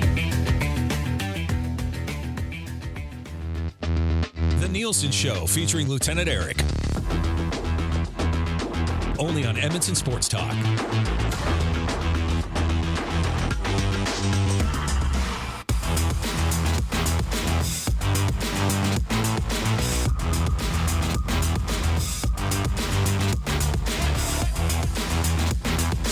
7:04 on the Nielson Show. Dustin Nielson and Lieutenant Eric with you here once again from Popeye's Louisiana Kitchen Studios. Mike Tanier from The Messenger is going to join us around 7:45, dive into everything that happened yesterday in the National Football League. If you watched the Oilers game on Saturday night, hopefully you checked out the pre- and post-game show with Tommy Gazzola right here at EdmontonSportsTalk.com. It was a great chat after the game. I popped in. I was listening for a little bit. I thought it was absolutely outstanding stuff. So we're looking forward to that. Our Hockey Insider lineup, we announced that yesterday. And Darren Dreger is going to join us every single Monday throughout the hockey season, brought to you by ProAmSports.ca, your go-to source for new Oilers Heritage Classic gear, from jerseys to hats and everything in between. They've got you covered. Adults, kids, visit them in-store on St. Albert Trail, 1 block north of the Yellowhead, or online at ProAmSports.ca. Dregs, good morning. How you doing, man? I'm doing okay, guys. Good morning. Hope you had a great weekend. Yeah, we did have a great weekend. You got the nice setup, right, from the Ray and Dregs pod and doing the stuff with Shoggy as well. You're a vet at all this online stuff, right? I know, and the beauty is I get to do all of it here from the home office / studio. So COVID has been interesting for all of us, but the fact that professionally we still do as much as we do from a mobile site like the home office is a pretty big benefit for guys like me who aren't traveling nearly as much anymore. How often do you rotate the stuff on the shelves in the back? Do you kind of try to keep it fresh or what? Well, I do the books, and it's odd because I don't have. Normally, I have a book right up here, right? Okay. And that is prime real estate, Dusty. People, publishers and authors of books reach out to me, and I'm not exaggerating. They reach out all the time and say, "Hey, what do I need to do to get my book up in that corner there?" Wow. So for buddies and for some of the hockey books that we have, in fact, I don't want to make too much noise here, but yeah, I've got one right here. Oh, there we go. The Grim Reaper. Remember that? Yeah. So there you go. Yeah. So that's in answer to your question, that's about it. I actually had somebody from the network come and adjust all the knickknacks. No way. And all of the things. Yeah. Really? So wow. Kind of a big deal here. I was just going to say, home studio. Kind of a big deal indeed. Do you actually find time to read all those books? No. I used to. See, look, I'm just dropping everything here now. Just what's got this big one. Look at this. What's that one? What is that one? Whoops. Picturing the Game. I don't know if you can. Okay, just all photos. Book, yeah, I could read that one. Pass it over. John Weeks, an illustrated story of hockey. So this one is going to the cabbage. That's my cabin in Manitoba. So that one's that's going on the coffee table. But I, historically, you try and read as many as you can. But especially in the early goings of the season, now preseason, I probably end up getting 3 or 4, maybe a half a dozen books sent to me from varying people, not just ex-players and ex-coaches and whatnot. Like Doug McLean, I just got his book written by Scotty Morrison, so I'll dive into that one for sure. Oh, that should be a pretty entertaining one. Yeah, that one will be all right. Hey, before we get into some Oilers stuff and we'll dive into Ottawa a little bit, Ray and Dregs podcast, what's the schedule like for that this year? When can people find that? Yeah, normally we record on Tuesdays and then again on Fridays. That's kind of going to be the cadence. That's what we're hoping for this year. I've had a schedule adjustment this week. So the next one, episode 3 of season 5. Season 5, guys. You guys have been going for 5 years already? I know. It's kind of it's comical to Ray and I, because I remember having a conference call with the brass, just as we were launching now 5 years ago. And a comment was made, "Well, you guys are going to make no money doing this." And Ray instantly is like, "Well, then I'll do it 1 year and that's it. I'm not doing it again." I'm out. Not that we're rolling in it by any stretch of the imagination, but it's been fun. And I'm biased, but I think Ray is the best analyst in the sport. He's good. Stays on top of everything. He's got a witty and a sharp opinion. So here we are in season 5. So yeah, we're hoping to drop Tuesdays and Fridays, and typical of Ray and Driggs, we're going to bring out a pretty good lineup of guests once a week, and then all the other segments like the headlines, compliments of Tim Hortons, and Ask Ray and Driggs anything. So all the good stuff that we've had 4+ years. Should be good. You guys done really well here over the first 4 years of this bad boy. Tell us what we're supposed to do when you have a really good hockey team in your city and training camp's not that intriguing, Dregs. Like it seems like everybody, we almost want to start nitpicking things because the overall bigger picture is the lineup's pretty much set and the team has super high expectations. It's a weird thing that we're just sort of starting to get used to the last couple of years here. Yeah, and you know what? I would say that that's the norm for most of the Canadian markets. When I look at Montreal, we know what the expectation is there, and it's managed in Montreal. So you're projecting, you're looking at that young developing blue line, and why is this player going to be a good long-term fit and all of those things. When you're in Edmonton or in Toronto, or the way we look at the Ottawa Senators now going into the regular season is different than we would have a year or two ago. I guess when I try and assess the Oilers at this point, I'm looking for more, and that's not a criticism of this club. What we know is that they were, to a man, deeply disappointed that they lost to the Vegas Golden Knights this year in the playoffs. I mean, less so a couple of years ago when you lose to Colorado. Colorado was just a steamrolling type of club at that point, and Edmonton wasn't ready. They felt like they were ready last year.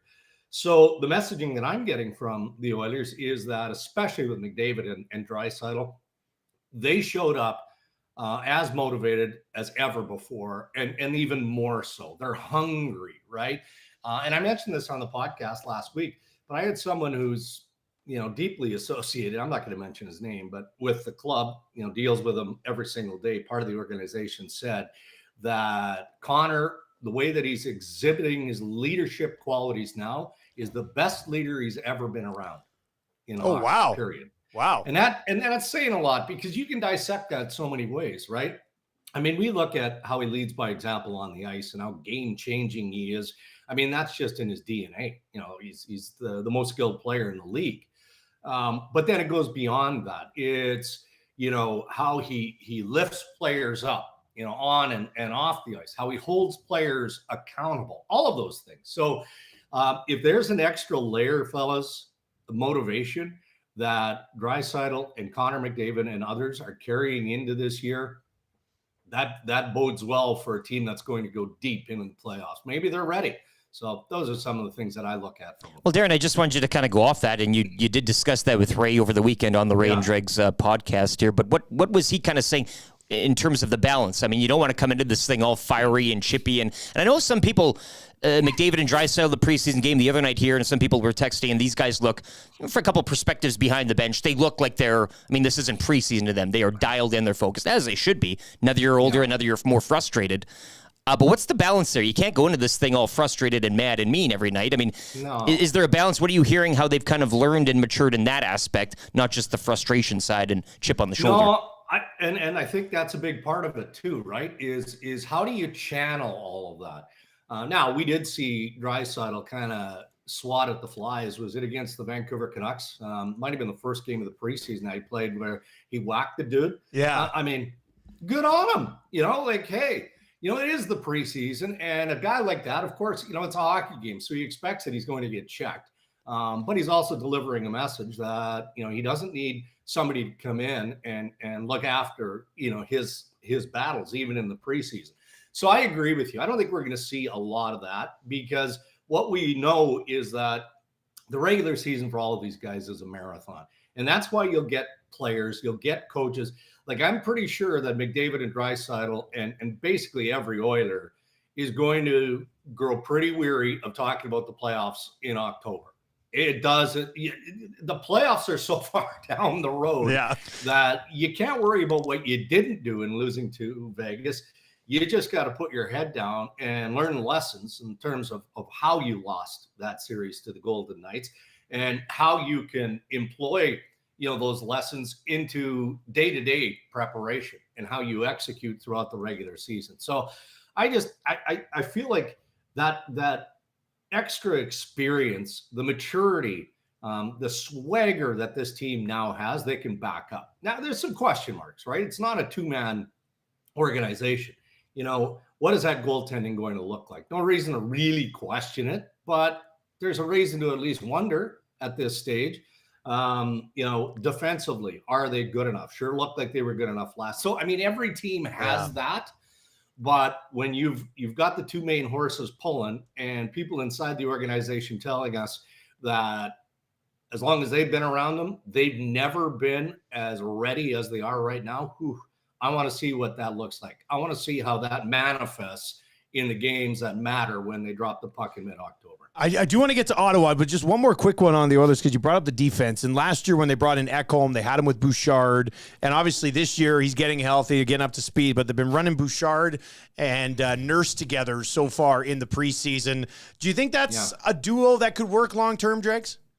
Well, I think it could, but we need to see it, right? If it does work long-term, then that's just added bonus for Woodcroft and the coaching staff and the Oilers in general. I mean, you guys saw it.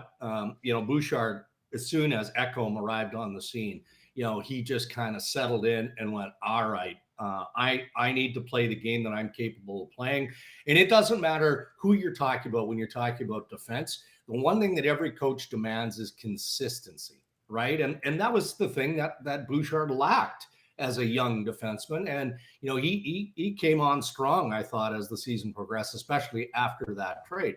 So if he can help settle things down, and he's got that chemistry and cadence that works with Darnell Nurse, and Darnell Nurse's game moves up a notch, then you've got a real solid pairing, and you can move Ekholm to help somebody else along the way, which just bolsters what you've got in your top 6 and top 7. So, from an Oiler perspective, I hope it works because I like the idea of it. Yeah. Just need to see it work longer term. Yeah, I think that's the best thing. Like if it works, if it clicks, it could be a really good pair. It's just a matter of having them find some consistency for sure. Changes in Ottawa. Steve Staios ends up over there as well. We talked about, a lot of training camps across this country maybe not being overly intriguing right now. Right. How noticeable is this going to be? Like, where's the transition here now for the Ottawa Senators, do you think? Because on the ice, they certainly have a lot of the pieces that you would want, but how does new ownership and Staios at the top move this thing forward? Yeah, well, number one, I think that Michael Andlauer, new ownership of the Ottawa Senators, want to be patient. They're not coming in there with a machete and hacking down Pierre Dorion as general manager and taking DJ Smith, the head coach, off the bench. That may happen in time. Who's kidding who? Every organization, individuals have shelf lives. And both Dorion and Smith have had ample opportunity and time in Ottawa. But, this Ottawa team is really good. I'm still confused and a little bit perplexed. I don't know why I'd be perplexed, but the fact they haven't figured out a way to get Shane Pinto signed, right? And it's all cap related, and that's what it boils down to. But, I've had a number of general managers reach out and go, what is going on? This kid is, as a number 3 center, he is excellent. And there wouldn't be a team in the league that wouldn't want to add Shane Pinto. And at 2.5, which is really what he wants, on a 2-year bridge, if there's been a misstep, that's probably it. That other areas were looked after prior to Pinto. So now Pierre Dorion is in a bit of a jam. And fellas, this, when players don't have the preseason or training camp and they start at full speed in the regular season, they're behind. That's just the way it is. I'm confident he's going to get signed, and maybe it happens this week. We'll see how it all plays out. But to the question you were asking, I think that Steve Staios is going to hover, and he's not peering over the shoulder of Pierre Dorion. Don't misinterpret what I'm saying. As president of hockey operations, he needs to get to know every aspect of the Ottawa Senators, of the Belleville Senators, right? So that he can make an informed decision, his opinion. Okay, well, here's the way I think we need to do this, as he's, reporting to Michael Andlauer and ownership. But you guys know this. Staios is a class act. He's a pro, and he's not going in there to take Pierre Dorion's knees out. He's going in there to provide an element of support and do what he can do to maybe make things a little bit easier day to day so that Dorian can focus on the hockey decisions. Very much interested to see how that one sorts itself out. Dregs, looking forward to chatting with you again on Monday mornings, man. We'll let you get on with your busy week, all right? Thanks, Darren. All right, fellas, have a good one. There you go. That's Darren Dreger at TSN's Darren Dreger. You can find him with the Ray and Dregs pod as well. He will be a Nielsen Show Hockey Insider all throughout the season, brought to you by ProAmSports.ca, your go-to source for new Oilers Heritage Classic gear, from jerseys to hats and everything in between. They got you covered. Visit them in store in Sandbrook Trail, 1 block north of Yellowhead, or online at ProAmSports.ca. And that new Heritage Classic look is starting to grow on me quite a bit, actually. I think it looks pretty. You're the hoodie. You're the hoodie route, hey? The lace-up hoodie. That'll probably be where I end up going here when it's all said and done. But yeah, Darren Dreger will be with us every single Monday. We announced the lineup last night, and we'll continue to push as we work our way through the week. If you were worried over the last 3 weeks, like, oh, the boys don't have the big hockey insiders anymore, what are they going to do? Well, we do have them. And we think it's going to be a great list. Darren Dreger every single Monday. And you get his home studio. And you get the home studio. I think he was wearing the Ray and Dregs cap, too. I was trying to see it. That monitor there is too far away, but I was looking on here. I said, I think that's Ray and Dregs cap there. So that's nice as well. Craig Button, one of the nicest men on the planet. Button's going to join us every Tuesday. Jamie McLennan every single Wednesday morning at 7:05. We're adding Luke Gazdick to the rotation every Thursday. Gazdick is absolutely great. Very excited to kind of continue to dive into this industry and grow his career. He's got a really nice podcast going right now as well. So he's going to join us on Thursday mornings at 7:05. And then on Friday mornings, Mike Johnson, who's absolutely tremendous. MJ will be joining us Friday mornings at 7:05. So with hockey being back. Hockey's back. Everybody's fired up for the insiders. So this one is in and says, this is 780-218-9999, 780-218-9999. If you're just checking out the show for the first time because hockey's back, we do have the text line again, Paris Jewelers inbox, 780-218-9999. This text comes in and says, my 7:05 commute is officially back. Yay to the insiders. It's back. Yay to the insiders. Money, right? Isn't that what Tommy says? Toy Story. That's a good one. Yeah, that works out as well. Let's see here. Morning workout, watching the fellas. What a way to get a Monday going. Ooh, I like that. Getting a pump on, yeah. Working out, and they're watching us on the TV in the corner. What a time to be alive. More on the Edmonton Oilers. You heard Drake talk a little bit about that Bouchard and Nurse pairing. What did he say? He said that potentially it could be awesome. Just a matter of finding some consistency in Bouchard's game and then Nurse helping him. It allows Ekholm to help somebody else, and I like that. The potential is there. Yeah. It's right there. You got to go get it. I really like that quote that he had on Connor McDavid, somebody around the organization saying he's the best leader that he's ever seen, which is pretty phenomenal stuff to hear heading into the season. Hopefully it wasn't like an 18-year-old saying that. You want somebody with a little bit of age in front of them. I hope Drags wasn't talking to Bo Akey. Bo Akey's like, Connor McDavid's the greatest leader I've ever seen in my life. You should be. Who did he get that quote from? YouTube, Trev? Come on. All right, let's get to a sports rewind with Lieutenant Eric. More discussion on the Oilers, that preseason game, Bouchard and Nurse. Where do you come out on it? Hit us up in the nasty chat right now on YouTube or at 780-218-9999. Let's get to a sports rewind with Lieutenant Eric. Kansas City Chiefs would hold on to beat the Jets 23-20 on your Sunday nighter. Week 4 in the NFL will conclude tonight with the Giants hosting the Seahawks. You can join me for this one at the Century Casino Sports Bar and Lounge, Century Casino, Fort Road. Another chance for you to qualify into a draw for a trip for two to LA to catch the Rams and Browns. Some sad news out of the CFL late last night. Former Rough Rider great George Reed passing away at the age of 83. Reed would hold the career rushing lead. That was broken by Mike Pringle. Reed still holds the career rushing touchdown record in the CFL.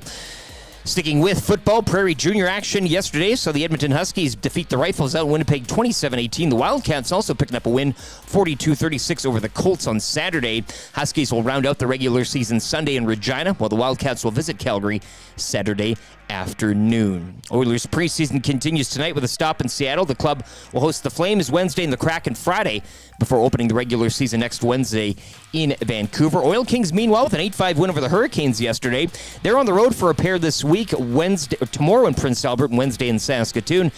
Oil Kings back on home ice Saturday night against the Prince Albert Raiders. And in baseball, the Jays backing into the AL wildcard series The celebratory 12-8 loss to Tampa yesterday. The Jays visit the Twins tomorrow afternoon to open a best-of-3 series. This Sports Rewind brought to you by Universal Rewind, industrial electric motor sales and service, servicing many industries we rely on daily.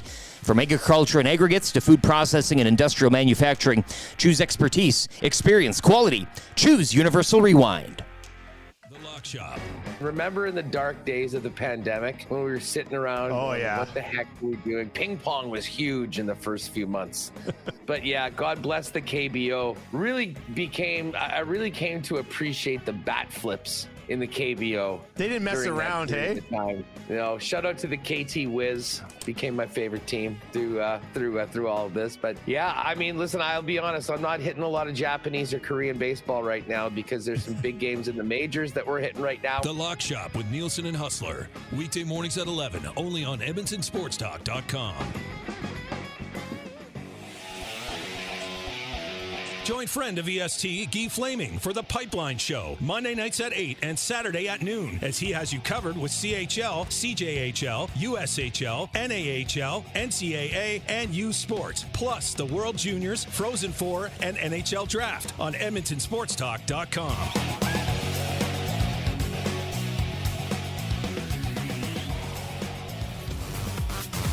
Friend of EST, Eric Thomas, takes you around the track all the way to the checkered flag on Raceline Radio, Tuesday nights at 8 and Saturday morning at 9, only on EdmontonSportsTalk.com.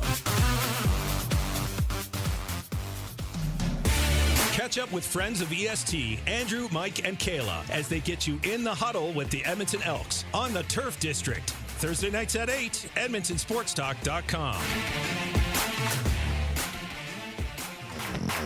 Tom Gazzola and Sean Bell take you on a hot lap around the NHL with Hello Hockey, Saturday mornings at 10, only on Edmonton Sports Talk.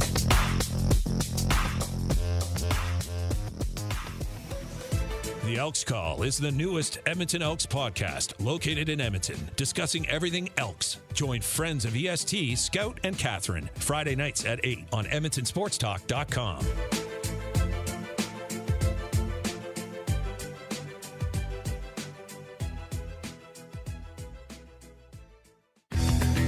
Get to know the winners, props, plays, parlays, and more with Nielson and Hustler. Weekday mornings at 11 on The Lock Shop, only on EdmontonSportsTalk.com.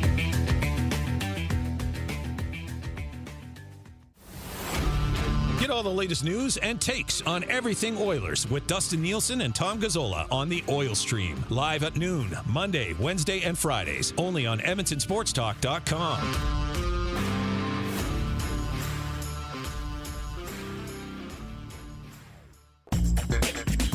Don't feel like working? Join the Hangout. You never know what you might hear. Weekday mornings 9 to 11 on EdmontonSportsTalk.com.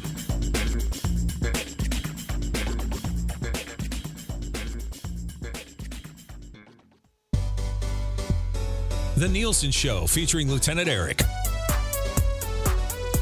Only on Edmonton Sports Talk.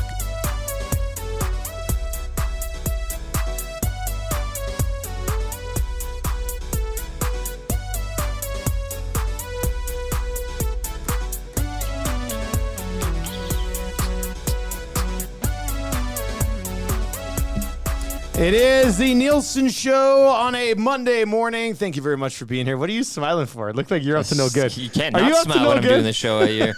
Multiple chat rooms are open. People are saying things they shouldn't be saying at this hour of the day. You are just in your element with the chat. I'm looking up a Mike Tyson gif right now for crying out loud. Good. Yeah, what a world, hey? I like that. 780-218-9999. 780-218-9999. That is the Paris Jewelers inbox if you want to take part in the AM Nasty this morning. If you're driving to work and just listening so conveniently at EdmontonSportsTalk.com, fire us a text, 780-218-9999. Paris Jewelers, family-owned, 23 locations across Canada, and they've got the Star Wars pendants for all of you nerds or people who are going to marry nerds. So that's good, too. That's great. Of course, you can hit us up in the nasty chat as well on YouTube. Text of the day today will get your hands on a gift certificate to A&W. People have been sliding in here to the Edmonton Sports Talk head offices, getting these A&W gift certificates like hotcakes. Sliding and they bust in. It's quite intimidating at times. Is it more Kramer or is it more Kool-Aid guy? Yeah, exactly. I love because when you come in our front door, the first thing you see is the hangout. And our offices aren't open till 9 o'clock. So you come in and everybody's like, the hangout just sees people randoms walking in, which is good. It's how YouTube Trev originally got his job as well. So this is exciting. A&W is launching this bad boy. These super crunchy chicken cruncher sandwiches are now here, overflowing with crispy yet juicy chicken sandwiched between a toasted brioche style bun. Nashville Hot Chicken Cruncher, Chubby Chicken Cruncher, and the BLT Chicken Cruncher for all you health nuts out there. Get that lettuce and tomato in that bad boy. So they got options. Now that the chicken's out of the bag, you did spring us a surprise. I did. As you were kind of heel turning, and then you turned again. Oh, enough with the heel turn. No, but you came off a dismount where we were the knives were out here to end that Thursday show, and then you come back with a bag of chicken sandwiches, and you kind of redeemed yourself. Listen, when your buddies are turning on you, there's one way to get things back, and that's with their stomachs, right? So let A&W help you out if you got a beef or a gripe with people. Yeah. It was very much a whistle doggish feel. Remember when we went to that drive-through and they're like, "How many?" And I'm like, "I want 16 whistle dogs." It was that feel because I rolled through and I'm like, "Yeah, I'll take 7 of those new chicken breakfast sandwiches, please." And he's like, "Excuse me?" I said 7. I want 7 of them. I got one spicy one. I didn't know if you guys wanted spicy. I wanted to try the spicy one. I don't mind that at all. And it was pretty good. So yeah, if you're whipping through A&W for breakfast, man, the chicken breakfast sandwich that they've got is actually really good. And so you can get spicy, non-spicy. You can get the chubby chicken. You can get a BLT. You can get there are varieties to this chicken breakfast sandwich game. Yeah. Is that what I'm kind of getting? Yeah, there's a bunch of different things. I love that. So that's great. It's great. Let's see here. Evil Twin on the Nasty Chat says, "Are the lawn signs still available? We have any of those lawn signs? We got a couple. You want one? I can hook you up. Yeah, swing on by. Yeah, just text. Not a problem. Text in.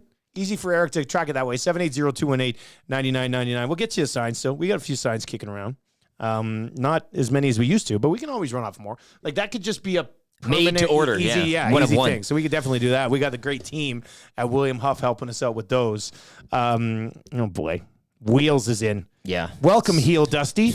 Did you make up with Suits? He's everywhere. He's on the Paris Jewelers inbox. He's in the Nasty Chat. He's asking me who won the Rough Rider game on Saturday night. Speaking of heels, I mean, Natif is really coming after your crown here. He really is, isn't he?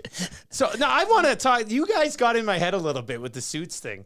So when I was at the game, rolled in, I was there prepping already. He kind of came in, and I was like, "Hey, Suits." He goes, "Hey." He did stop and talk to me for a little bit.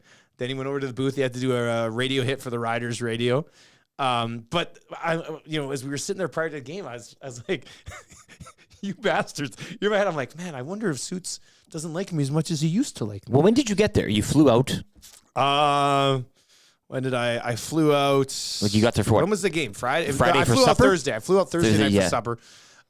So what'd you do Thursday for supper? I went for dinner with our producer, director, and stats guy.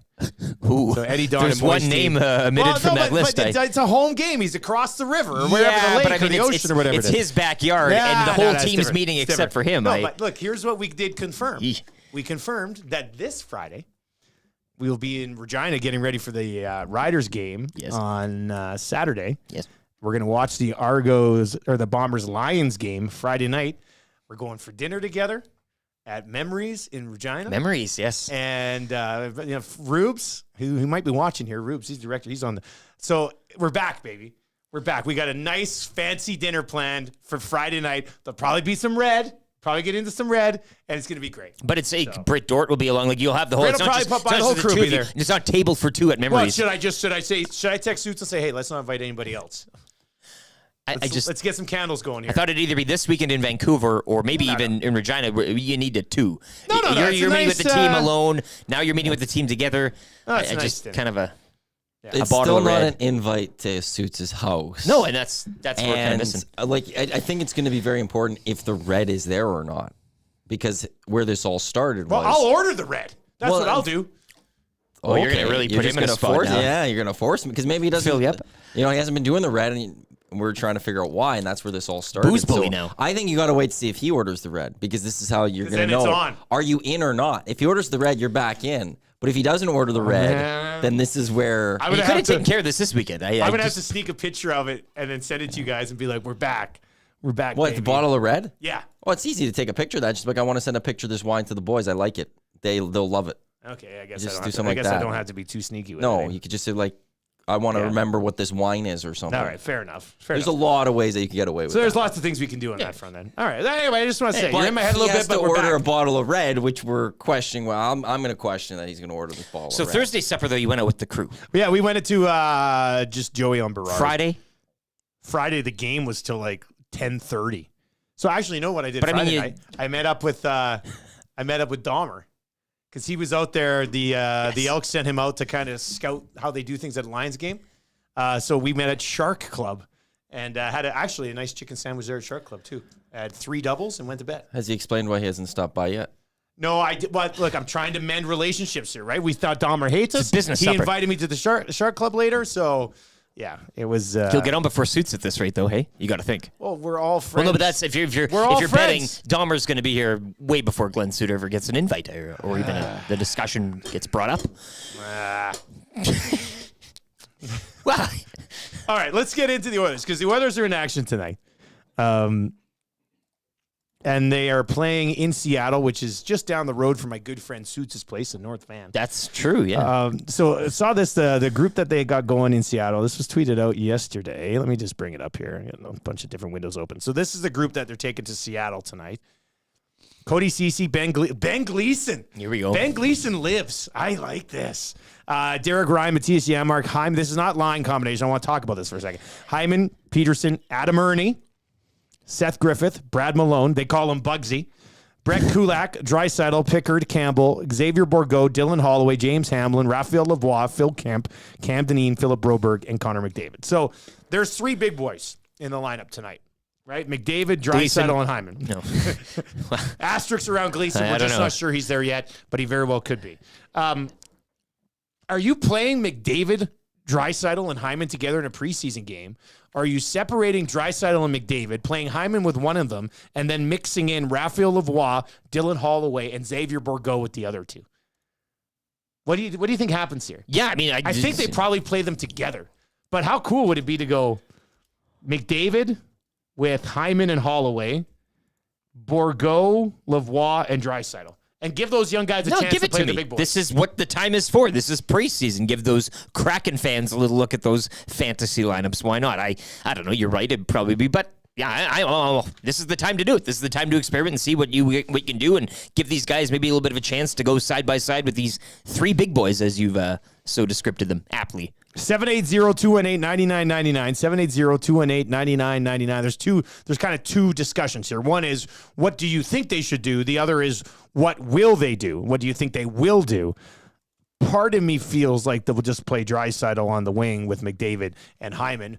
Maddie, would you play those 3 guys together, or would you actually mix in Holloway, Lavoie, and Bourgault, and let's just let them play with the guys for a game? Hey, it's been a good camp. Go play with McDavid and Draisaitl for a game. Well, I guess this is the only time that you could do that, because at some point you got to put the team going with your regular season roster with the couple games remaining after this before the season gets going next week. This is also a good time to do it because you're not home and you're not giving the home bake crowd. You know, if you're with a home crowd, you want to give them as close to NHL as you can possibly. Will they do it, though, is the other question to this.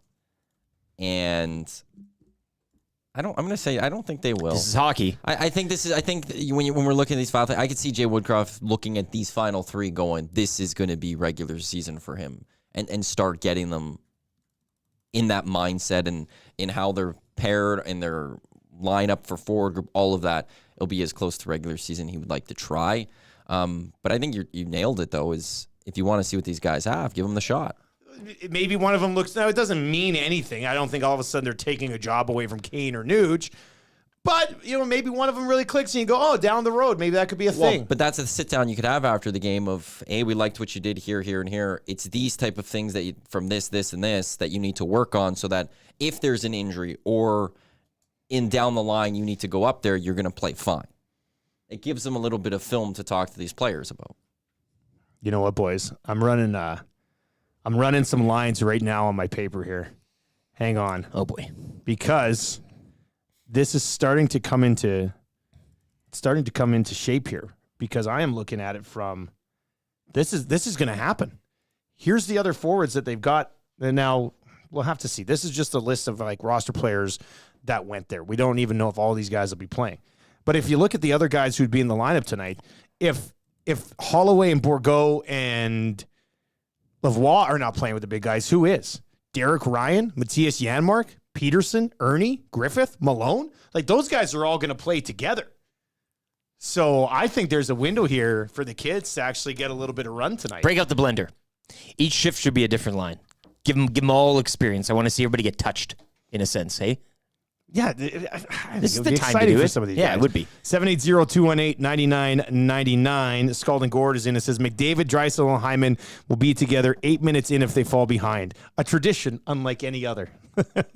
You've always got the nuclear option, hey? That's, yeah. You can always flip around to it, right? If you're losing that preseason game out in Seattle, it's... Hey, boys, any chance we see an AM Nasty EST window sticker for our cars? Merch update. Are there stickers in the cards here? Andy from Toy Story? The plan would be to have stickers, magnets, and decals. That is a plan. Okay. Magnets, stickers, and decals. Decal. Wow. Decal game. Lots of little things. Mm-hmm. Lots of little things to give away. That's great. I'm looking forward to that. And who are we working with? Well, the Hive product marketing is the official merch partner. Yeah, like the hats of and Edmonton everything. Sports Talk. We're gonna have that stuff there. Are you looking for cheaper ways to get? No, well, they got a lot of cool stuff for us. They've got a lot of amazing stuff. So yeah, a lot will be done through them. Don't tell me that I have to make the magnets again, though, buddy. Like I did for the golf tournament. That just takes way too much time, and they sucked. Like my homemade, like you promotional handmade them. tools Yeah, sucked. the tool at home that you. What are you looking at? And there's a line on that TV, and I don't know if it's up top here. Yeah. Yeah. What is that? I don't know if that's this is that Ray Finkel thing again. Was that part of the Popeyes? Is that the? Well, that's new... what I'm just trying. I was trying to. Well, Dusty, of course, like as I look at it, he has to mention that I'm looking at something. Yeah. Sorry. Let's get I don't on know this. if it's a scratch on the TV or like, is there something on the TV? I don't think it's a scratch. Well, you guys are right there. It's got to be a. It's got to be a graphic. Perfect. So it's just part of the graphic then. I think it's just part of the graphic. Okay, It's just the looks. It's just the looks. Oh yeah, it's just the graphic. Hey, yeah. Now it's bigger. There we go. We'll just leave that one now. That looks real nice. By the way, shout out Tube Socks for making all this stuff. That looks really awesome. Let's see here. Oh, look at this. Dave the Welder. Hard hat stickers for AM Nasty blue collar workers. Look, you can pretty much put a sticker on anything you want. Yeah, sticker. It's a sticker. You can put it anywhere. So, yes, you can do that as well. We've got Mike Tanier coming up. Recap everything that happened yesterday in the National Football League. That'll be for Pro Am Sports. And then they got your back Monday morning mandate with Ryan Rishaug. He's on the way around 8:20 today. 3 questions too many. Kind of easy trivia. Cool bet hotline of the day. The wrap for William Hoff. We got jam-packed show here in the second half. Let's get to a sports update with Lieutenant Eric.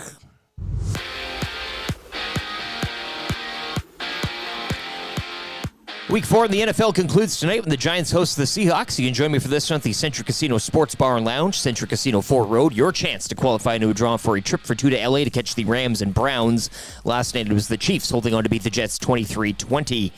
Sad news out of the Canadian Football League late last night. Former Rough Rider great George Reed passing away at the age of 83. The team announced Mike Pringle has since surpassed Reed as the CFL's career rushing leader, but Reed remains second overall. Reed's career rushing touchdown record also still stands. Toronto Blue Jays backing into the AL Wildcard Series yesterday with a 12-8 loss to Tampa, which means Toronto will visit Minnesota tomorrow afternoon to open a best-of-3 series. All the other Wildcard Series also will begin tomorrow.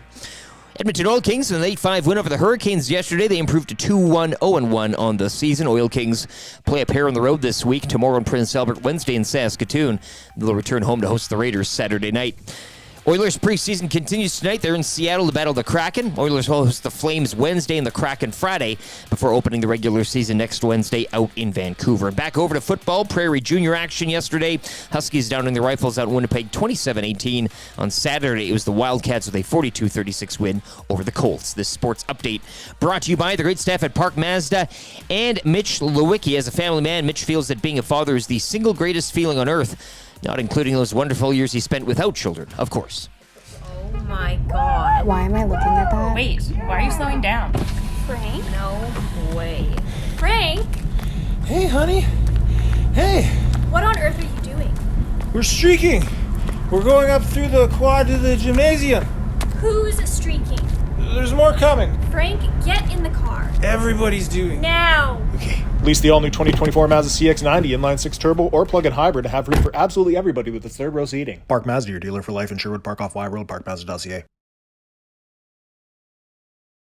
Two guys and a goalie. I don't mind analytics. I just don't like when people are like only analytics and only this, and they're like, oh, you can't do that, guy is, and so he's horrible. And I'm like, let's watch the tape. And then let's look at those analytics and say why some of that stuff happened before we make our decisions. Cass is good in the sheets. The Excel spreadsheets. I was going to say, like Cass, what do you think of analytics? By the way, this episode will be called Cassalytics. Hey, I think it's got to be. Yeah. Two guys and a goalie with Gager, Cassian, and Nielson. Tuesday and Thursdays at noon. Only on Edmonton Sports Talk. Tom Gazzola and Sean Bell take you on a hot lap around the NHL with Hello Hockey. Saturday mornings at 10. Only on Edmonton Sports Talk.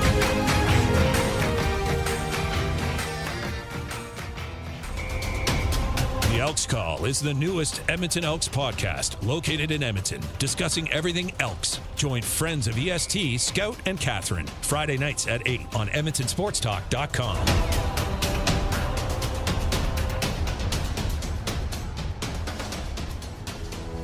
Friend of EST, Eric Thomas, takes you around the track all the way to the checkered flag on Raceline Radio, Tuesday nights at 8 and Saturday morning at 9, only on EdmontonSportsTalk.com.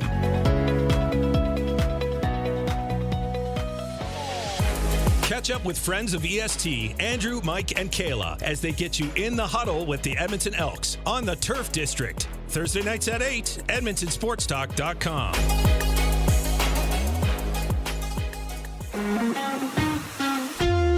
Join friend of EST, Guy Flaming, for The Pipeline Show, Monday nights at 8 and Saturday at noon, as he has you covered with CHL, CJHL, USHL, NAHL, NCAA, and U Sports, plus the World Juniors, Frozen Four, and NHL Draft on EdmontonSportsTalk.com.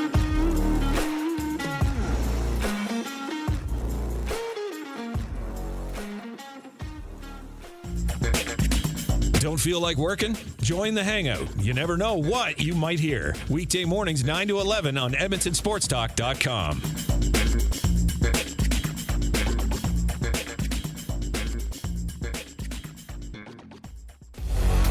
Get to know the winners, props, plays, parlays, and more with Nielson and Hustler. Weekday mornings at 11 on The Lock Shop. Only on EdmontonSportsTalk.com.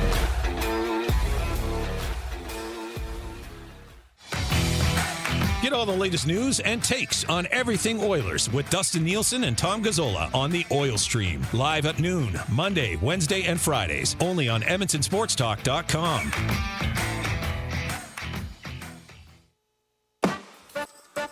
The Nielson Show featuring Lieutenant Eric.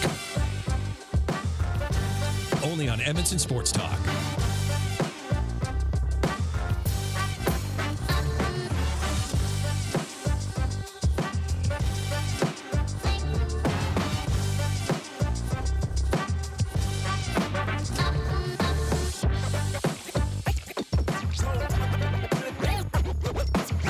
$7:47 on the Nielson Show. Thank you very much for popping by for another dose of the AM Nasty. The Got Your Back Monday morning Manddate with Ryan Rishaug coming up here around 8:25 this morning. Did he force Sutter into retirement? Find out in about 40 minutes. 3 questions too many, kind of easy trivia, all on the way as well. We're going to have Mike Tanier here from The Messenger to recap everything yesterday in the National Football League. It'll be brought to you by our partners over at ProAmSports.ca. Shop NFL sideline headwear from New Era. They're selling hats all across the country. They got the throwback jerseys from Mitchell and Ness as well. Both Sanders, Barry, and Coach Prime. Visit Pro-Am in Edmonton on St. Bernard Trail, 1 block north of the Yellowhead, or online at ProAmSports.ca. I would say that they're kind of next to the Arby's, but somebody went into Pro-Am and said, tell Dusty that they're not across from the Arby's. So somebody used the direction of their crossing the Arby's and ended up in somebody else's parking lot. You're in the block, It's though. just up past the Arby's. It's just, there's the Arby's, and you go up, and then it's on the left. So anyway, if you're looking for that, what happened to Prime? They lost, 70 to USC? It was, Trojans, baby. Pretty close. They're playing real football teams now, so it's kind of getting all... Well, they came back in that one. They were behind, right? And they kind of forced their way back into that ball game. So garbage time offense from Prime. All right, let's bring in Mike Tanier. Find all his work at the Messenger. Mike, good morning. Happy Monday. How you doing, man? I'm doing great. I don't live that far from an Arby's either. Oh, really? Oh. You're a lucky guy. No, I'm not. They're not a sponsor, right? They're not a sponsor. No, they're not. Not yet. But, man, would we love to sign Arby's. Get some curly fries up in here, Mike. Just go with Chipotle. You dream big, guys. Dream big. We don't have Chipotle here yet. No. But it's coming, apparently. Oh, my goodness. Yeah. And we just got a Tim Hortons in New Jersey. Oh, no big deal. Try the Timbits. They're sensational. Yeah, that's great. Mike, did you know that Taylor Swift's dating Travis Kelce? I'm trying to watch that game last night, and between the Taylor Swift reaction shots, the Aaron Rodgers reaction shots, and then when you show the background of the Taylor Swift reaction shots, it's like all of the cast of the Marvel movies are back there. Yeah. Like, oh, by the way, Wolverine is back there. Like, wait, Wolverine is at this, and we don't care. We don't even care about this. And then just as the icing on the cake, Jake from State Farm and Mama Kelsey are sitting together, and I'm done with this. And they were sitting together in Philly too. They drove up the New Jersey Turnpike to do this like stealth marketing. I'm done with this. I'm done with this. Please focus on the football game. I don't want to see anyone who's not playing in this game or coaching this game anymore. Don't you think that this is how it is for the rest of the season now? With the Chiefs, it's like this celebrity sideshow. I like when Taylor Swift, and I like Taylor Swift, when she walked in and they're like, Taylor Swift's here, and I was like, yeah, but Deadpool and Wolverine are right behind her, and everybody's just there for Taylor Swift. It's like some sort of award show now when she's in attendance. It's crazy. Yeah, and I hate it here.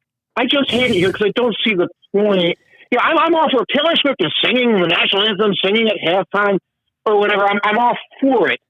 I don't understand this. I don't understand how many people, insurance companies, celebrities, X-Men, all these people have to bask in the residual glory of Taylor Swift. I like her too, but there's no point to this. I don't understand. I don't understand why we. I know why we care. I don't know why we care at this level. All right. Well, tell us how the Jets kind of hung around in that game. The Jets hung around because sometimes the Chiefs go on these mistake sprees.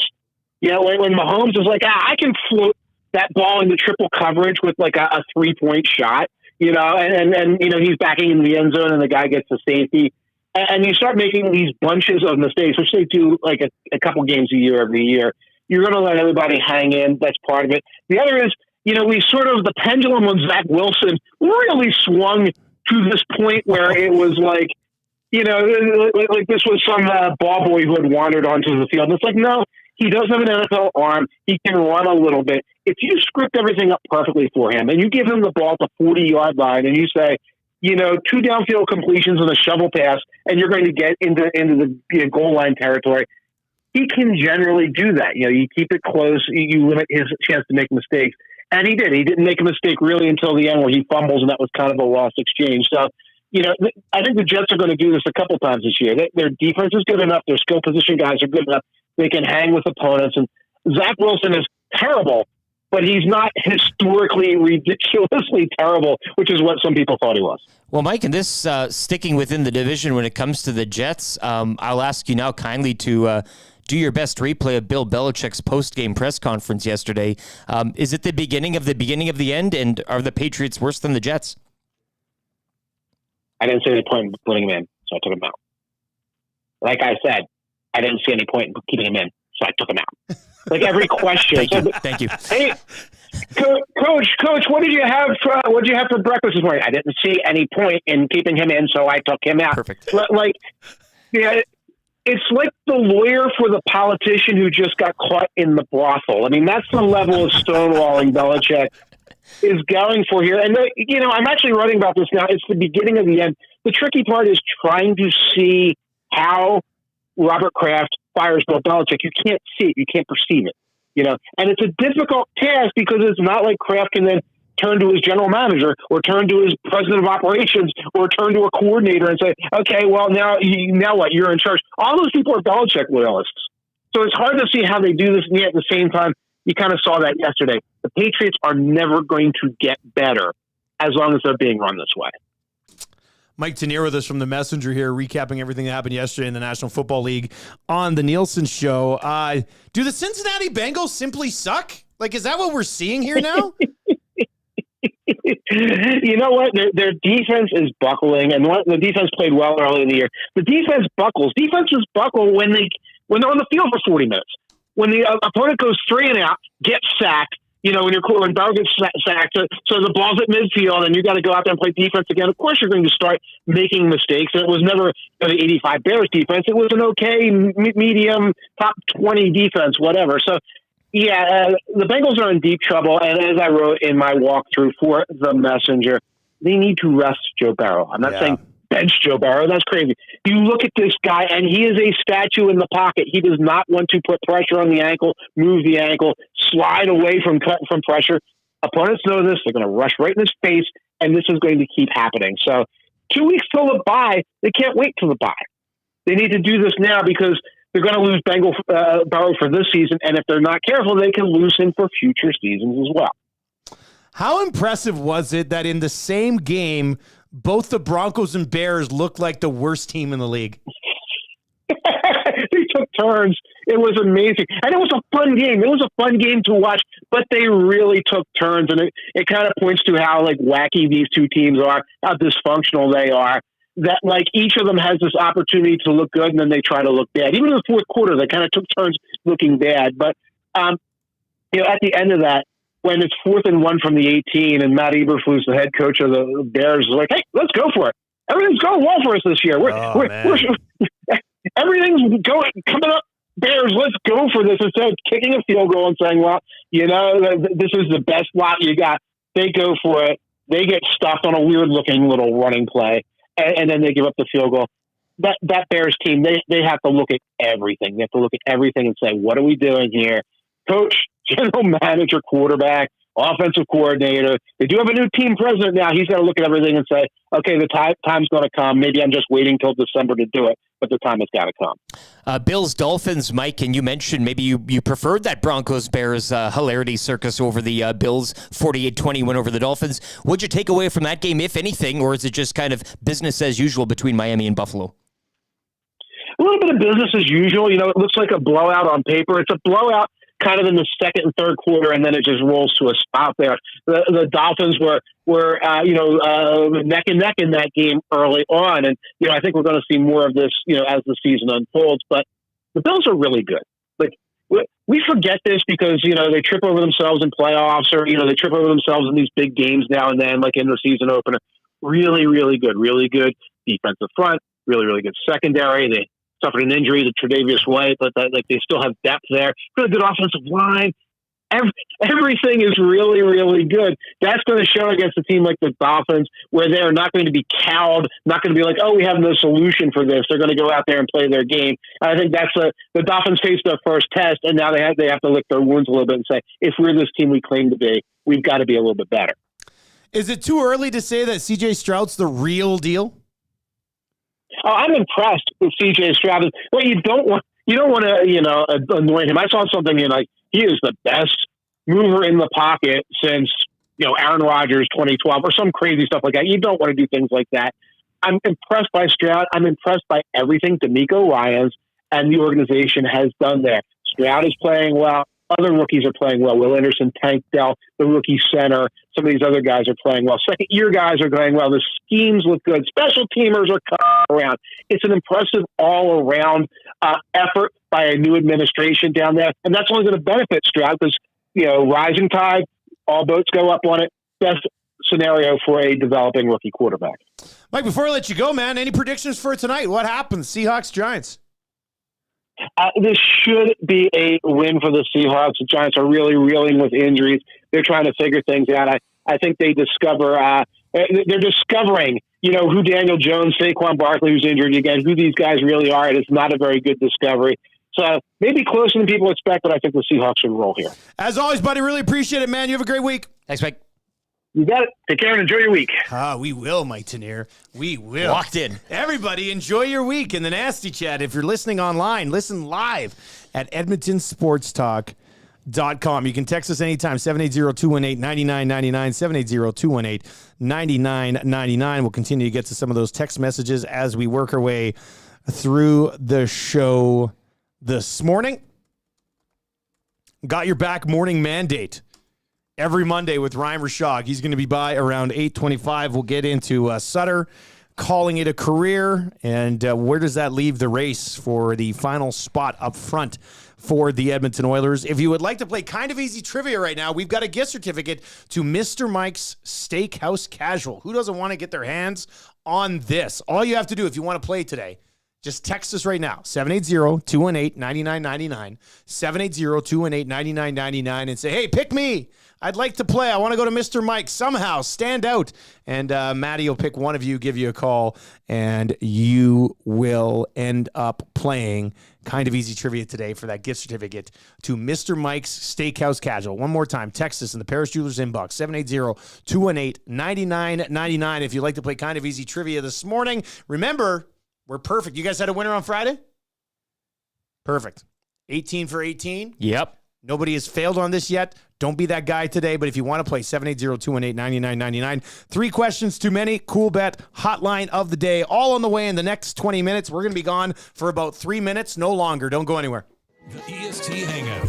So I thought I needed to compete with Gager's Mask and give something to Edmonton Sports Talk to have here kicking around for some sports memorabilia. Oh, this is exciting. You got a little gift for us here. Got a little football. Dusty, see if you can see whose name's on it. He's not an easy one to read, but it's a pretty good one. Something Mo? Oh, who's a quarterback that starts with M-O? Oh, my goodness. Montana? There you go. JMO. That's Joe Montana autograph football. Well, I only have one now because I just donated one to Edmonton Sports Talk. EST Hangout, weekday mornings at 9, only on EdmontonSportsTalk.com. Friend of EST, Eric Thomas, takes you around the track all the way to the checkered flag on Raceline Radio. Tuesday nights at 8 and Saturday morning at 9, only on EdmontonSportsTalk.com.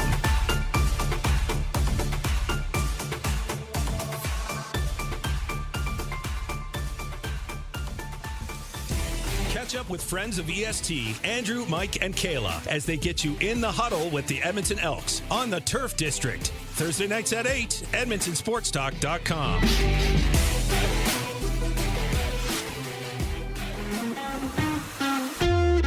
Join friend of EST, Guy Flaming, for the Pipeline Show, Monday nights at 8 and Saturday at noon, as he has you covered with CHL, CJHL, USHL, NAHL, NCAA, and U Sports, plus the World Juniors, Frozen Four, and NHL Draft on EdmontonSportsTalk.com.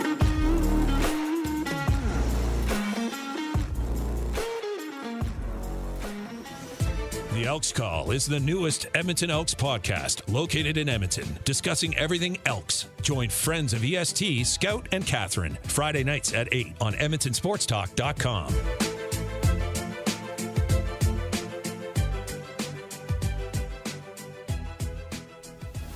Tom Gazzola and Sean Bell take you on a hot lap around the NHL with Hello Hockey, Saturday mornings at 10, only on Edmonton Sports Talk.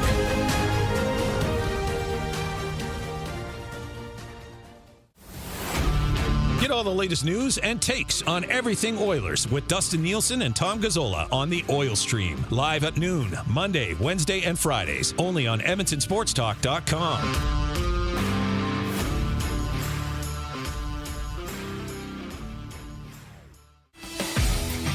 Don't feel like working? Join the Hangout. You never know what you might hear. Weekday mornings 9 to 11 on EdmontonSportsTalk.com.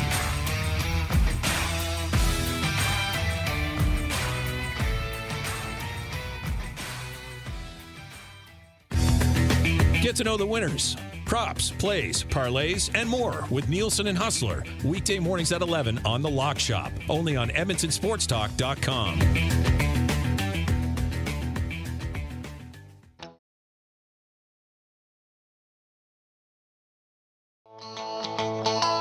only on Edmonton Sports Talk.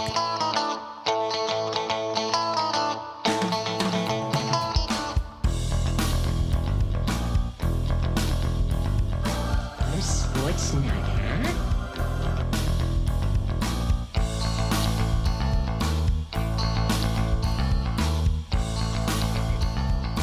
What's happening? I hope you're having a wonderful Monday morning. Thank you very much for being here with the Nielson Show. Tell your friends that we are back. That way when we bump into people, they don't go, man, totally missed you guys. Wish you were still doing your show. Well, we are. EdmontonSportsTalk.com. When somebody says, man, I missed the guys, just tell them, EdmontonSportsTalk.com. Once they get to the website, I mean, the rest is pretty self-explanatory. Listen live, watch live, yada, yada, yada. You're listening to the show. Weather-wise today, 6 degrees right now. Is it going to rain this morning? Is it raining out right now? Is it kind of gloomy outside? Oh, it looks a little cloudy outside through the small little window that we have here. Looking for a high of around 14 degrees for today. Up to 21 for Thanksgiving weekend. Holy smokes. That's pretty nice. That's pretty nice indeed. Got your back Monday morning Manddate coming up with Ryan Rishaug. He'll be by around 8:25 today. We got the wrap for William Huff. Guys, remind me in case I forget, Cool Bet Hotline in this segment. We'll dive into some player props. Maddie, I hear you're red hot. We're riding high. What's going on here? What was the play? Well, you weren't here on Friday, so I wasn't, yeah. I took the reins of it. Wow. You stepped up. I took Dominic Rhymes over 60.5 yards. In the return game. He got over 90 yards. And I his said he game could came get back. almost half of that in one play. I think he had a high of a 27 yards or something on a catch. So, yeah, when you're not here, I'm 1-0. God. Put it on the dot. Undefeated. Undefeated right now. This is another step in Maddie becoming a huge DGen. I love it. Well, somebody's referring to him as Mike McDaniel in the at the Paris Jewelers inbox this morning. So maybe Mike that's McDaniel of the show. I do like that. That's really good. Hey, if you're watching, let's hammer that thumbs up button too. Hey, once you hammer it, it sends it out to the algorithm to other YouTube users that, hey, a lot of people spend a lot of time watching this show and they really like it. So hit that thumbs up for us as well. And make sure autoplay's on so we can transition you right into the Hangout today at 9 o'clock. And who's on the Hangout today? Former Edmonton Eskimo would it be, Yes. EE alumni Jed Roberts and Jay Milne, who is Milne back in president the house. of the Edmonton Wildcats. The two of them know each other. Oh, great. big win And, for the Wildcats over the weekend too. The last thing we need is Milne being in here as somebody he knows. I think He's going to Roberts. talk. It'll be great. I think Jed coached him. What? I think that's the story. Oh, that's gonna be great. At U of At A. U of A. I think at U of A. Oh, boy. So This is going to be great. well, hey, if those two just want to talk for 2 hours, and me and Tommy could just sit there Perfect. watching it. Perfect. I like that. That's great. All right, so that's coming up on the Hangout today. You don't want to miss that. We'll have the Lock Shop. We'll be breaking down yesterday in the NFL, weekend in the CFL. We hit that CFL partner parlay, which was excellent, and we'll give you our best bets for Monday Night Football as well. All right, let's get into a little kind of easy trivia today. Sheldon is going to play. What's his story? He used to play, used to live in town. Now he's like found us again, and he's back online. I like this. Let's bring in Sheldon. Sheldon. Hey, how's it going? How you doing, man? Hey, good. Yes, I just found out your show online here. Perfect. I used to live in the Edmonton area, listened to you guys, won a couple times on Easy Trivia, and now back again. Awesome. Well, that's excellent, buddy. You're just listening live to the online feed? That's right. Perfect. All right. Well, let's play a little kind of easy trivia today. Brought to you by Mr. Mike's Steakhouse Casual, the casualest place ever in the Hampton Inn on the corner of 137th Ave and Mark Messier Trail. The sirloin bites with that dipping sauce, absolutely delicious. They also have a brand new location out in Fort Sask as well. Try the Nielson recommendation, the classic Mike burger. Get casual. Pickle out. Put that pickle on top. Pickle out, not pickle in. I like the pickle out. All right, Sheldon, we will start the ticker. After we read the first question, you get 3 of 5 correct. You, sir, are a winner. You ready to roll? Ready to go. All right, here we go, man. Best of luck. Which team won the NFL Sunday night game? The Kansas City Chiefs. What position does Zach Wilson play? He tries to play quarterback. Correct. Which NFL player is dating Taylor Swift? Oh, gosh. Kelsey. Are the Blue Jays in the playoffs? Yes, they are. Which city is home to the baseball's Twins? The Minnesota. Minnesota. Hey. You got it, buddy. You got it. And Sergio Ramos gets a nipple erection. You sneaky. This is not just a dream, it's a wet dream of orgasmic Catholic proportions. Oh, was that dirty? Frustration sets in and the emotion goes out, and then you just start playing by yourself. Oh, was that dirty? You cannot come to my house. No, not today. You cannot come to my house. No, not today.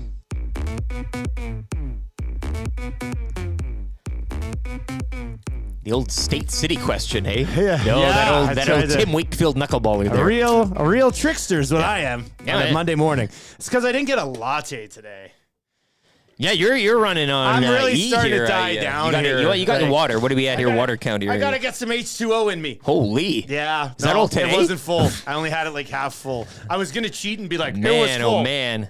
Say there's a little something wrong here, but okay. Well, you're taking that down. That's good. That wakes you up too in a way. I do feel a little bit of a, like I'm not crushing lattes on the weekend. No, yeah. But I feel like I might have a little more energy right now if I would have had. You don't my got the small latte machine today. yet at Not home? yet. No, we looked at one at Canadian Tire. Of course you did. Yeah. Yeah. Well, you know, I think my wife eventually wants like just one of the kitchen counters to just be all different types of warm drinking machines. Once your kids kind of grow up a little, like then My they can kids get in the aren't game. drinking lattes. Well, You think I'm going to raise a couple of Hey. latte drinkers? You're on the track. You're crazy. All right, 780-218-9999. So, but you were looking at them. You didn't want to. Not yet, though. You kind of. I mean, I don't pump the even. brakes. I don't technically even know how it gets made. So how do I know which machine I need to buy? All right, that's the last. I can't be 10 days into my latte life and be buying a machine, guys. I just Don't can't. the Nespressos do that? They're great. That's what they You do. put the 'Cause pod you have in. an espresso. Yeah, it's awesome. Do they make lattes? And then you buy you buy the milk frother. These are all wedding gifts. I didn't purchase them on my own. Obviously, you kind of get married again. It's So great. the frother comes. The frother comes. separate? It's a little cylindrical thing. You pour the milk in, and then it whips it, and you can watch it. Like it's No. all a very fun process. A little That bit to sounds clean cool. up, but yeah. How long does it take though? Like the last, I don't got 7 minutes. You to got make 2 some minutes. latte Two in the and a morning. half minutes. 2.5 minutes? I don't even know if I got an extra 2.5 minutes in the morning. What did we think about a latte machine here? Now More than okay with that. I love coffee and stuff. Yeah. So Start drinking more cans. Taking the old tin money here. when do we give him? When does he taste the black coffee? Well, yeah, I mean, I'm I not can doing do that now. Well, you I'm a have to latte try guy. it. You're not No, doing I'm that not now. doing that now. One small You have black. to try it. I'm out on the coffee. Why? Because you guys already got me drinking lattes. Isn't latte like I skipped over the step? I skipped over the coffee step. I just got We straight should to have latte. done it the other way, but I you still can still think it's it's still worth a different. try. Yeah, it is different. Like, here's the thing. We'll pour you like one sip. If you don't like it, I'll finish it. You're gonna share my coffee? That's We'll gross. we'll give him a We'll test. pour it into a cup. Maybe Will You can also brew it. got to clean those cups. I think you've left stuff in them, by the way. Yeah. Which cups? The J A&W and cups? W's. All those that No, only one of them's mine. The Herd other one of should cups. be brand new. Yeah, I don't think there's anything. But the one that's There might yours, be I old think there's latte in stuff it. in it Yeah. that you should probably I clean gotta that. clean that up. That's all I'm trying to say. Yeah, I thought Tommy might have done it on Friday when I wasn't here. He likes to clean stuff. I was going to do it, but I can't open up the lid. It kept. They couldn't get it really? open. I'll clean it. I'll clean it after the show today. Please. All right, let's get into 3 questions too many. Brought to you by the great staff at Park Mazda. Lieutenant Eric, do you have a liner for the segment? I do. It's 3 questions too many. Brought to you by the great staff at Park Mazda, dealer principal Mitch Lewicki. They don't call him the DP for nothing. There you go. Park Mazda, your dealer for life. Park Mazda, your dealer for life. Go visit their website and chat with the DP. I think it's a real person on there. I like to imagine it as Mitch pretending to be other people. He's totally catfishing everybody. I love the website just for that purpose. Again, if you just need to go on and chat to somebody. Yeah, I set the over-under at Mitch pretending to be somebody's girlfriend on the chat at 4.5 times. Yeah, here we go. Hello, Mitch. Hello, DP. We'll see if they get that one. Do you have a Twitter account? It's at Lieutenant_Eric. You can follow me on Twitter. And, of course, at Edmonton Sports Talk, which is at YEG Sports Talk on Twitter, at YEG Sports Talk on Twitter. Very nice. Give us a follow today. Good. All right, give us a follow there. And be ready to join us Thursday night, the whole crew. Maddie, YouTube Trev, HR Daddy, Tommy Gazzola, Lieutenant Eric, and myself. We will be at the Century Casino, Fort Road, Sports Bar and Lounge. If that's all too much for you for your first time, come tonight, the Monday, the Loaded Burger Night. You can kind of get an appetizer to the whole main event that'll be going down Thursday. But we can play the square board tonight. Them buying it's all into free. The Loaded Burger. It's all free. Loaded Burger, 11 night. You got a whole thing. It's a nice, and it's not like a smashed thin. It's a thick. It's got height to it. You got to get that. So jaw. that's not a frozen patty. Like that's a made patty. Yeah. It's juicy, nice juicy. Real nice. All right, so go see Eric tonight too, and plan to join the whole crew on Thursday. Question number 1. If you guys could permanently set up a merch booth or stand at any location in the city, where would it be? And we do have the merch coming for people asking. It's going to be available in a couple of different ways to get your hands on it. Hat like that, We got the hoodie we had last week, T-shirts, things like that. What do you think, Rick? I mean, recency bias here at the Century Casino Sports Bar and Lounge would be quite nice for people That'd be coming in cool. either tonight or on the Thursday when we're all there. I mean, just for this week's purposes. But Well, yeah, because somebody did text in and be like, you guys should have a merch booth set up on Thursday night. We just don't have the merch yet to set we're up getting the around. booth. But as like a citywide, it would like a. We have like a station at the. Well, it's not called the Super Flea Market anymore, is it? It's the Princess something or other. Princess Flea Market or Never something heard like of that. it anyway. Well, there's the one on 111th there. Super Flea, whatever the Super Flea is now. Queen Mary's Market. Yeah, Queen Mary's Market. Wow, that's quite a change. It'll always be Super Flea to me, but It went yeah. from Super Flea to Queen Mary's? Yeah, and now they got all this What a British stuff around rebrand. it. Yeah, the Super Flea was where it's at because it was like a flea with a cape, and it was like Super Flea. And I want it by the haircut place, in between the haircut place and the cafeteria there, the cafe, and across from where they sell the bongs and the back patches for the for your jackets. You can get everything there. Why not have EST merch? Kiosk, West Edmonton Mall, right next to the water massage place. That's a good spot. Right. Might I raise you around the rink somewhere? There's a lot of those kiosks spread around the rink. Just give us a kiosk. We Hitting just want a those kiosk, man. out-of-town families from the States. Oh, that'd be those great. U8 tournaments or whatever. We also have a new merch deal that we just signed. If you go to Seductions Massage around the corner here, you get an Edmonton Sports Talk tank top. Yeah, on your 10th visit. Yeah. You get the stamp card and you... Would that be something? Question. It's the answer everybody That's a good wanted here. idea, It's the though. answer everybody wanted, yeah. The realistic answer will be eventually we'll have a store on the website. You can just go order it online. It's not as boring. But when we eventually move from this office into the old Shanks building, we can have a whole store set. One man. moves immediately. We can have a whole store set Think up. of the possibilities No, there. one of eh? the things I want to do is like, if we all have ever extra merch, do a big garage sale. Well, we do it with the pancake. Well, that's what I'm breakfast saying. we were Then talking that's about. that's where I'll do pancakes Pancake with a garage breakfast sale. Oh, / open house where people come take a look at our studio. yes. And for some reason, out in the Shanks parking lot. We haven't got the building yet, but we do it there. Because Listen, nobody else could. I don't think anybody would kick us out of the Shanks parking lot. No, If and we you're just right. did Just a the heat here pancake would be breakfast and Pancake breakfast, garage merch sale. Yeah. big enough where Yeah. we're not doing the heat here that, you know, We're selling the merch to a garage sale Everybody's prices happy. and taking a huge hit on it. we're making up in the pancake sales. It's $10 per cake. Oh, it sounds like a lot of fun, doesn't it? Put it on the list. All right. Question number 2. Which NFL team that's off to a good start would you describe as the biggest fraud early in the season? Oh, there should be a lot to pick from here, hey? I would think. Like, let's look at teams that we would say have had good starts. Bills are 3-1. Dolphins are 3-1. Ravens are 3-1. The Chiefs are 3-1. The Eagles are 4-0, but haven't looked great in doing it. That's just it. Cowboys are 3-1. Detroit Lions are 3-1. Don't say it. No. The Bucks are 3-1, and the Niners are 4-0. It's your conference to lose in terms of Detroit Lions. The Buccaneers are 3-1. I mean, the whole NFC South is whatever. They're just going through the motions. 49ers, that's it. Eagles, man, 4-0. They're not a bad team. They're a good team. But maybe like a 3-1-ish. I mean, yesterday, Commanders, that's tight. Yeah. No offense to these Commanders, but and those 3 wins prior were arguably against lesser than. AFC, though, I'm kind of liking what I'm looking. Going across, again, the South Division kind of doesn't really excite me too much. I'd say, like, I'm going to answer this question as in, which of these teams that have started 3-1 or 4-0 would most likely end up 500 or worse on the year? And I think the answer would be the Bucks. Yes. Or I think I could see the Ravens still coming back around to being just a 500 team. Ravens maybe, not the but Eagles still in maybe that being a top- conversation, yeah. I guess it has to be the Bucks. The Bucks have had a really nice start, but I still don't see them being like an 11-win team. All these other teams I could see winning 10, 11 games. I just don't know if I'm there yet with the Bucks. Nor should you be. Nor should I mean, Yeah. well, really. I No, mean, come on. Yeah. All right, question number 3. Woo! Spicy CFO question today. Paris Jewelers Inbox 780-218-9999. Is Vernon Adams Jr. going to win the CFL MOP? And how good of story will that be? Most outstanding player? Sure. Yes.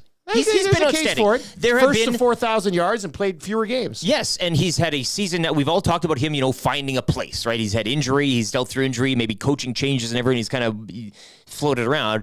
It looks like this is a good place for him. Looks like he's settled in. He's got a great cast of weaponry at his disposal. And yes, you could argue the team as a whole has maybe not found its consistent stride yet.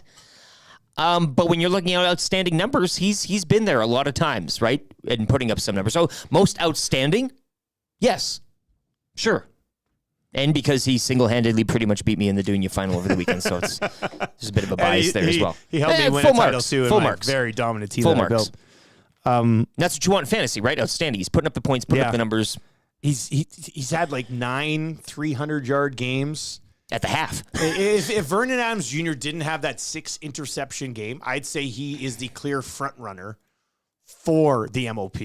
And can you really take it away from somebody because you had one awful game? And we've talked about Brady Oliveira, which again is he's up there, right? Yeah, Like, but I feel won't voters still vote for Zach anyway? yeah, but that's value maybe in terms of outstanding. Brady's going to win from Winnipeg. Think so? Yeah. From that position. Kolaros hasn't done enough this year, I think. Are you guys trying to influence my surpass- vote? Is that what's happening right now? No, I don't think he's done enough to surpass what Oliveira has done, that the voters in Winnipeg will put Well, then VA Brady I think's gonna as win the it because MOP. they won't. It's quarterback. It'll be VA versus Chad Kelly. No. You think Brady Oliveira is gonna? Let's stand by Brady Oliveira. I don't know. Oh, even I in don't terms of know. VA. Wow. I like it. I think he's had just an unbelievable season. Like He has been a it's- monster. outstanding. He's like almost a guaranteed touchdown every game. Catching What it if around. Adams ends up throwing for 5,000 yards though? He's got 3 games left and he averages like 320 yards a game. He could do it, and they need the games. Like, what if? How much does it come down to the Bombers and Lions this week? Yeah. Like, what if VA he shows show- out yeah. and they contain Brady a bit? I think Okay. that might actually determine who's going to be your MOP. But if Oliveira scores another touchdown this week, like he that's all he's doing is putting up yards and putting up touchdowns. I know. I also had him Like on my his- sack And he team, catches too. the ball. He's a dual Well, threat in that what's regard. his all-purpose yards he's averaging this year? Like He- it's got to be he's insane, crushing everybody. right? Like and it's By the way, shout out to CFL website. I think they got stats dating back to 2016 now. oh, did they start I think adding it's the starting to past add ones? previous Jeez. years now. So Well, that's- 1,359 along the ground for Brady. Whew. Oliveira. Who does he think he is? Kevin Brown. And then what's the through the air? He's got to be over 380. 380. Okay. So he's he's right like now. He's going to 1,700. have a 2,000 all-purpose season. Yeah. With right now he's at 10 TDs. The guy's going to have 13 to 15 touchdowns in there. Yeah, that's A tidy season. It's a really good running back season. Really good, and it's a bonus that this dude's Canadian too. I absolutely That gives love you it. points. So Yeah. here's somebody threw this one out there, and it doesn't change it for me. But Matthew Betts is having a great season too, but he's going to lose out on the most outstanding Canadian. Probably he won't even be a nominee. No, Brady will get it. See, 'Cause he'll this get is it. why I said That's the- we need to have 3 nominees in the league for awards, because then you can have Matthew Betts. Betts has had you an can have, unbelievable Brady season. That's Oliveira, true. and you could even have Nick Dembski in that situation, or another Canadian you want to throw into that spot. So, yeah, that's good stuff. All right, coming up, we've got a sports update with Lieutenant Eric, and then the Got Your Back Monday Morning Mandate with Ryan Rishaug. He's going to pop by. The rap for William Huff still to come as well. And then on the Hangout today, Jed Roberts and Jay Milne will Tommy Gazzola, 8:21. No sign of Tommy just yet, but he should be in here at some point this morning, you would think. I do like the idea of Tommy rolling in at like 9:40 and being like, oh, what's up, guys? Do you mind if I hop on the Hangout? it's Room your for me? show. Let's get to an update with Lieutenant Eric. Week 4 of the NFL comes to a close tonight. The Giants head home to the Seahawks. You can join me for this one at the Centric Casino Sports Bar and Lounge, Centric Casino Fort Road. Another chance to qualify into a draw for a trip for 2 to LA to catch the Rams and Browns. The Century Sports Bar and Lounge at Centric Casino Fort Road, where every day is game day. Chiefs would hold on to defeat the Jets last night 23-20.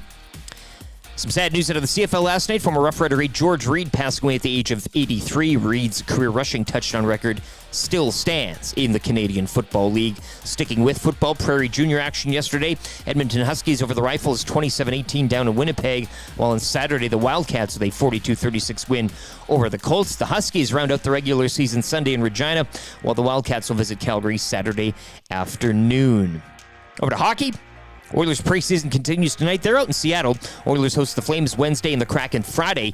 The regular season puck drop will be next Wednesday in Vancouver. Oil Kings with an 8-5 win over Lethbridge. They improved to 2-1, 0-1. Oil Kings will head out on the road for games in PA tomorrow and Saskatoon Wednesday. The club will return home to host the Raiders on Saturday night. And the Jays, They're in the playoffs. They lose 12-8 yesterday to Tampa, which means the Jays visit the Twins tomorrow afternoon to open a best-of-3 wild card series. Sports update for United Sport and Cycle, your home of hockey for over 95 years. The Lock Shop. Remember in the dark days of the pandemic when we were sitting around? Oh, yeah. What the heck were we doing? Ping pong was huge in the first few months. But yeah, God bless the KBO. I really came to appreciate the bat flips in the KBO. They didn't mess during that around, period hey? of time. You know, shout out to the KT Wiz. Became my favorite team through all of this. But yeah, I mean, listen, I'll be honest. I'm not hitting a lot of Japanese or Korean baseball right now because there's some big games in the majors that we're hitting right now. The Lock Shop with Nielson and Hustler. Weekday mornings at 11, only on EdmontonSportsTalk.com. Join friend of EST, Guy Flaming, for The Pipeline Show, Monday nights at 8 and Saturday at noon, as he has you covered with CHL, CJHL, USHL, NAHL, NCAA, and U Sports, plus the World Juniors, Frozen Four, and NHL Draft on EdmontonSportsTalk.com.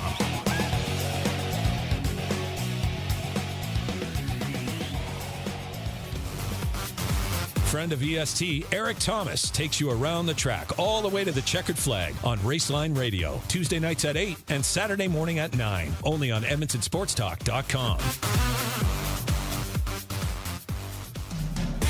Catch up with friends of EST, Andrew, Mike, and Kayla, as they get you in the huddle with the Edmonton Elks on the Turf District, Thursday nights at 8, EdmontonSportsTalk.com.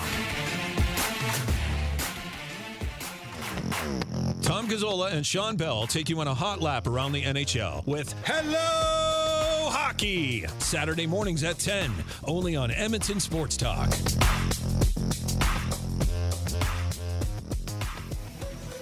The Elks Call is the newest Edmonton Elks podcast, located in Edmonton, discussing everything Elks. Join friends of EST, Scout and Catherine, Friday nights at 8 on EdmontonSportsTalk.com.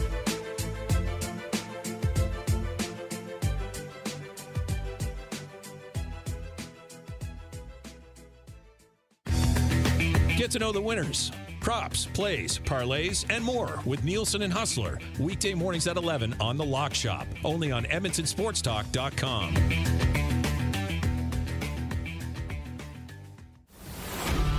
Get all the latest news and takes on everything Oilers with Dustin Nielson and Tom Gazzola on the Oil Stream, live at noon, Monday, Wednesday, and Fridays, only on EdmontonSportsTalk.com.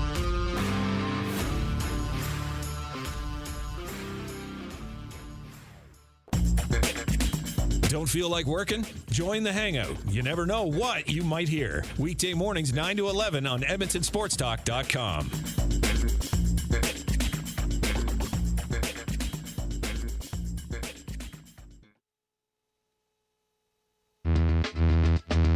The Nielson Show featuring Lieutenant Eric. Only on Edmonton Sports Talk.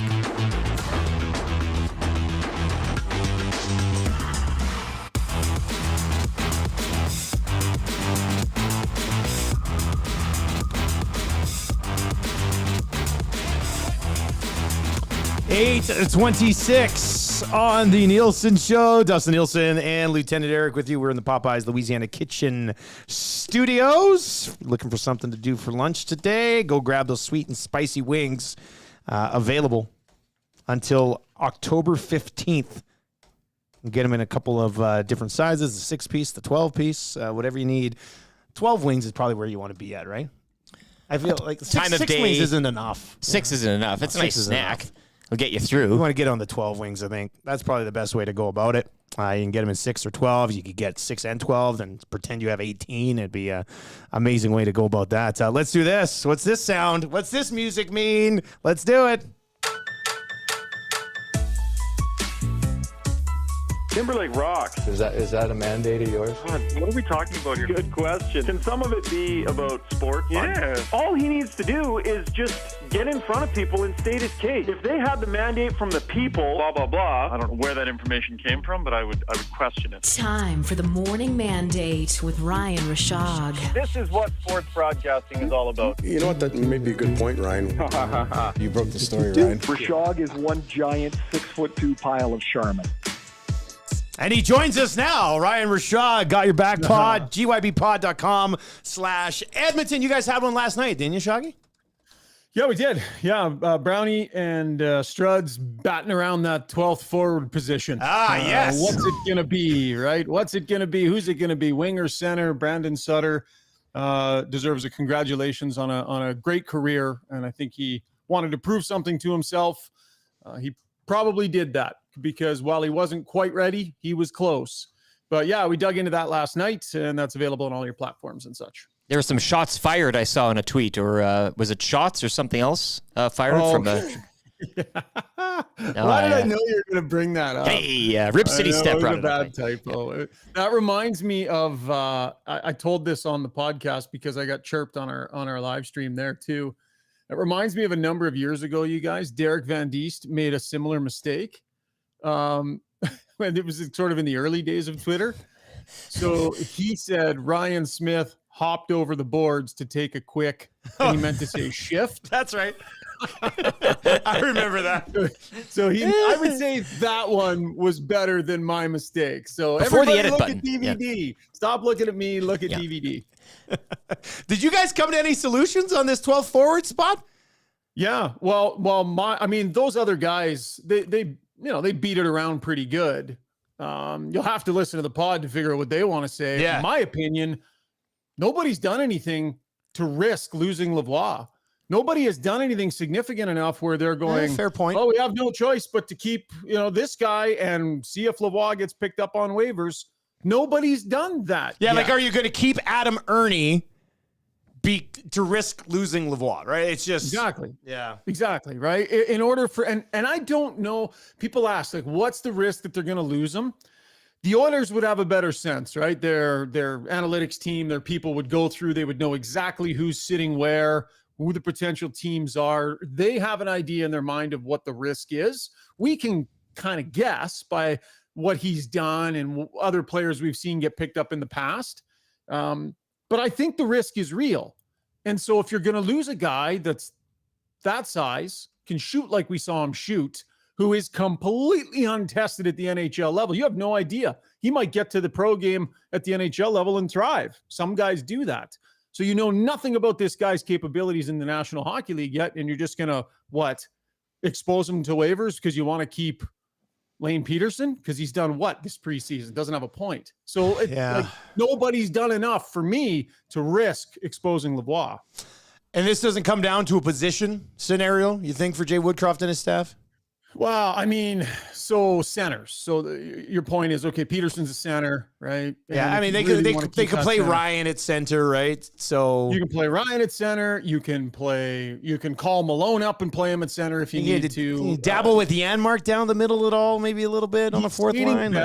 He's skating better, so I'd be interested in seeing it. By the way, the other guy that plays center is Dylan Holloway, and I know they are aware of that. And I think Holloway is playing in a third line role right now. I think that's how good he's looked in preseason. It's been basically their best player in preseason in each of the games that he's played. He's been the one that has stood out the most, making it look like he wants to put his stamp on this thing. Tell me a player who's been better. So I think he's really driving himself into that consistent third line conversation. But James Hamblin, can play some center. With Sutter not working out, I think it's just as likely that they decide to keep the winger rather than risk losing Lavoie, and they've got other guys that can fill in at center. Oh, and by the way, sometimes they only play 11 forwards. So yeah, that's which way do you think they lean to more this year, Shaggy? I think they want to lean away from playing 11 and 7. I think everything I'm hearing is that the intention is to lean away from that. The problem is, what do you do when you like your seventh defenseman a hell of a lot more than your 12th forward? What do you do? Yeah. What do you do when you're figuring out who are you rolling out on the penalty kill? So who are the Oilers penalty killers on the blue line, right? Nurse, CC, Ekholm, Desharnais, Kulak. Exactly. Because you're saying Desharnais' name before you're saying Broberg's for sure. Yeah. Potentially before you're saying Kulak's. So I think they don't want to be in an 11-7 formation, but it'll be interesting to me because I think they're going to like their 11th they're going 11th forward a lot less than they like their 7th defenseman. Do you think tonight they would run McDavid, Draisaitl, and Hyman together, or do you think they'd let some of these younger kids, like let Lavoie and Holloway, play with some of the big boys? I don't know. Everything that we've seen from Jay Woodcroft and heard from the players is they want to get off to a great start. So they've basically been skating in their lines. And other than an exhibition game here or there, playing in their lines from the beginning. I'm not sure how much you want to mess with. If the big guns are only going to play 2 or 3 exhibition games, I don't know that you want to mess with. You really want to waste one playing with Lavoie and Bourgault or whatever. Hey, Raphael Lavoie, let's see what you can do with McDavid. You know, you won't be on his line again for 2 years, but good luck with it. Like, I just don't see that necessarily. What I would be doing is I'd be taking Lane Peterson off of the power play and putting Raphael Lavoie onto it. The amount of power play time that Peterson has been getting, I'd like to see Lavoie get a chance there where he's got that great shot, right? See what he can do. But I have a feeling he'll stay. He's inclined to keep his lines together that he plans on starting the regular season with. That's my gut. Yeah, you mentioned Peterson getting a little bit of a bump here and there. Like, did you think that's the one that's tempting them the most? I think when they realized Sutter wasn't going to pan out, they leaned into Peterson. More of an eye on Peterson, eh? Like, yeah. Yeah, I mean, you know, to get the power play time that he's gotten, right, and get those looks, and he's played fine. He hasn't been. He looks like he can play in the National Hockey League, I think. Like, looks like he can. Yeah, looks like he can play in the NHL, right? But what's his high end? Like, he's had time in the league. He's had opportunities to stick. Hasn't really been able to make it stick yet, but he's a fringe player, right? Well, Raphael Lavoie is a fringe player too, but I would suggest, based on the skill set, maybe there's a higher ceiling. And aren't you interested to let that play out within your organization with a homegrown pick rather than give somebody else a shot that came in and never really proceed far enough down the path with Lavoie to find out? Because Lavoie looks every bit as much like he could play NHL hockey right now as Lane Peterson does. So you're going to take Peterson instead because he's a center and risk losing Lavoie. That, to me, doesn't make sense. Do you build some sort of bottom six now? Like, if it's Lavoie, where you have, like, line that can push some offense? Like, is it Holloway and Lavoie together, or how do you approach it? Because the bottom six right now is not a bottom six that's going to beat you up and grind you down that much. You're hoping it can be a bottom six that's responsible defensively. But is there some way you can construct a McLeod, Holloway, Lavoie line or something that can really sort of push the pace in certain games if they get the right matchups? Yeah, that's a young line. It is, right? I don't necessarily see Lavoie stepping in and playing third line. 4 minutes? He's going to get 4 or 5 minutes type of thing? Well, here's the thing. He's not going to kill penalties, and he's not going to be on the power play, so he's going to be a fourth line player that doesn't play on either special teams. But he's a young, still relatively young player who's a bit of a project, and you're trying to figure out what you have with him. What I'd say about the bottom six this year, on the list of goals for the Oilers coaching staff, I think it has to be to build some lines that have identities. Because the problem with 11 and 7 is it's this dog's breakfast of third and fourth lines that roll out there, and there's never really any identity that is formed. And what we see, guys, in that Stanley Cup final with Vegas or Colorado or whoever, is that you need to be able to roll 4 lines. Your big guys can't be out there all the time. So I believe Holloway, McLeod, Fogle need to be given the breathing room to develop develop an identity and let them play together as much as possible so you know exactly what they are. And more importantly, they know exactly who they are when you need them the most. But bouncing guys all over the place, like, they need some identity in their bottom six. Ryan, you got a piece up at TSN, conversation with one Ryan Nugent-Hopkins, and he's been in the market for quite some time. I think we kind of know what we think the Nuge is, I guess, perceive him to be. Fresh daddy now. Again, you had the talk. He talked about McDavid, but what did you personally kind of pull away from him? Of course, his life's changed a bit. having the kid and everything.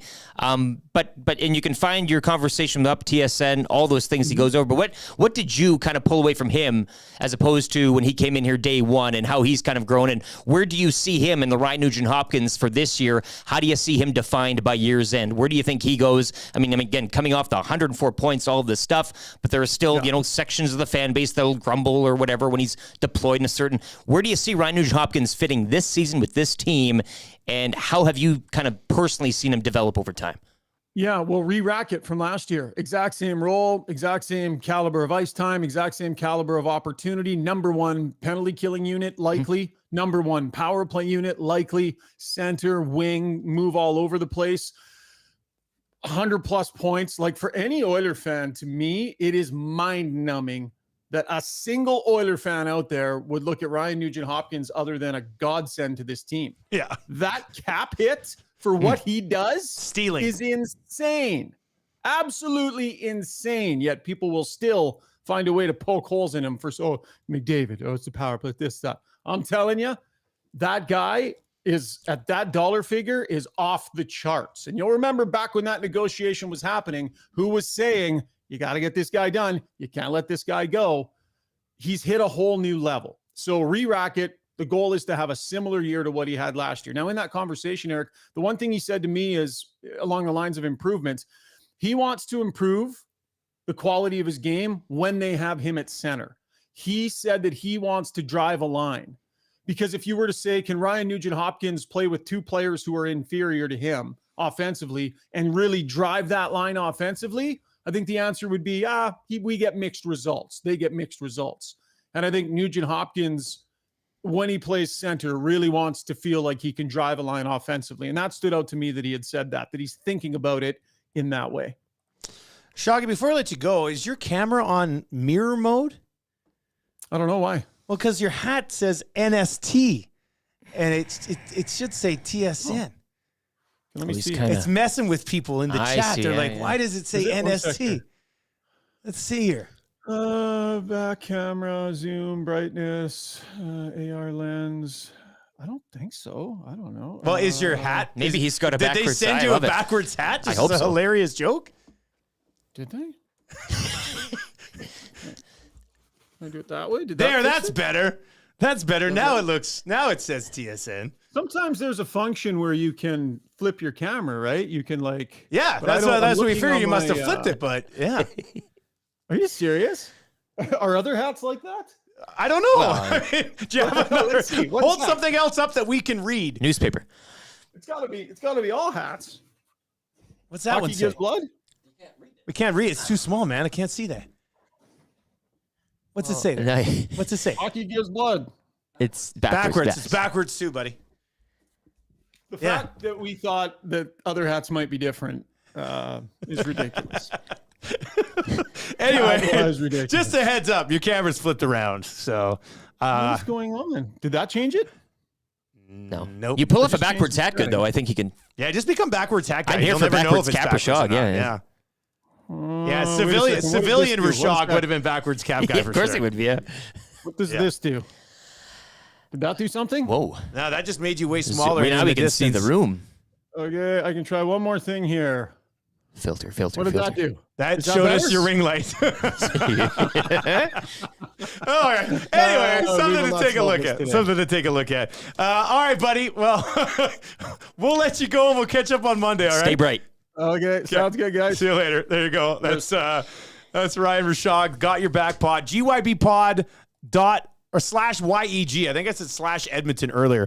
GYBpod.com/YEG. GYBpod.com/YEG. That is where you can find the Got Your Back podcast with Rishaug and Struddy and Rob Brown, who they added this year. GYBpod.com/YEG. We got the wrap for William Huff coming up. Interesting on the Nuge there wanting to be able to drive a line. Now, addresses that dog's breakfast of sorts. Hey, I guess you could argue it certainly does. I mean, if that can become a thing, then when you put Draisaitl and McDavid together, if you have a line that is also extremely dangerous and not just trying to get by, that's why whenever they put those two guys together, I'm like, Nuge, Kane, Hyman.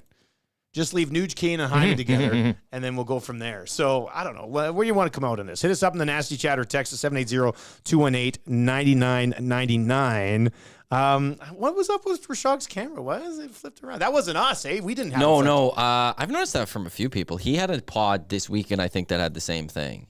Really? I saw his hat backwards. And I saw another pod from like down south where someone, their cap was, they're clearly the mirrors on. Is it different if you're hosting as opposed to being a guest on somebody else's show, or is that? No, it's just the setting. It's just his complete setting, right? Like it's his problem. Your hats read Edmonton Sports Talk. I can see it on the YouTube that it's proper. Yeah. I know that there is a setting in here that we could, usually you can change things. So, Hey, Milne, is Tommy out there somewhere? No. JV Gazzola in today. And he brought muffins or donuts? Lattes and muffins. Jay Milne is a legend, I tell you. Milne, Jed Roberts, Tommy Gazzola, Should He Be It, and Matthew Wannick on the Hangout coming up. Make sure you have autoplay on. We're going to transition you right over to the Hangout as soon as the Nielson show ends. But we got the wrap for William Huff coming up. Sound of the day, text of the day, what we should have learned on the show today, and a whole lot more to get to. Cool Bet Hotline of the day. We still going to get to. I told you guys to remind me at 8:20. We're supposed to we do got too carried away with all of the great discussions we have on the show. So, Cool Bet Hotline of the day coming up. We'll dive into. We should probably avoid betting on preseason hockey. Eh? Stick to the game. Let's do that. Talk to me in the playoffs today, right? Yeah. All right. Okay. Let's get into a sports update with Lieutenant Eric. We'll come back with the wrap for William Huff.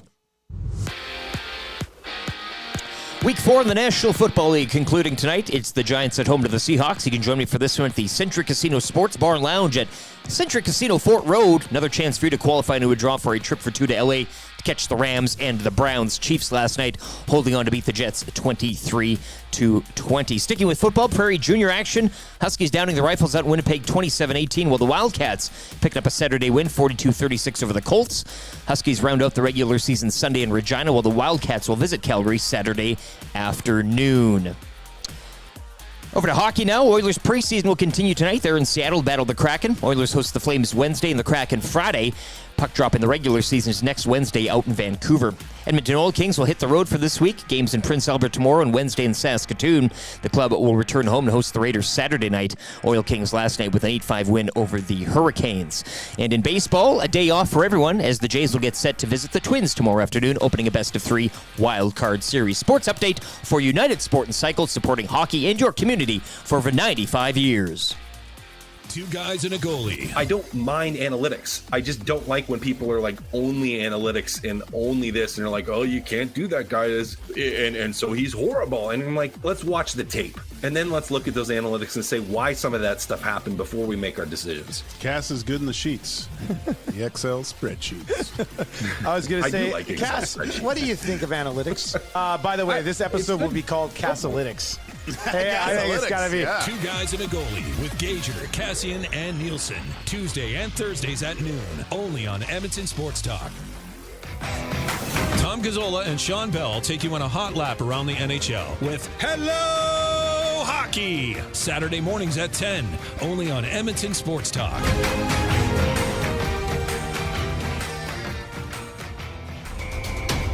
The Elks Call is the newest Edmonton Elks podcast, located in Edmonton, discussing everything Elks. Join friends of EST, Scout and Catherine, Friday nights at 8 on EdmontonSportsTalk.com.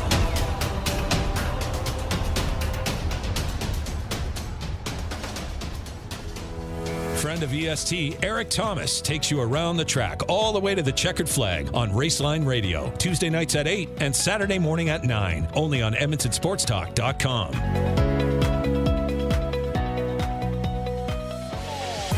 Catch up with friends of EST, Andrew, Mike, and Kayla, as they get you in the huddle with the Edmonton Elks on the Turf District. Thursday nights at 8, EdmontonSportsTalk.com.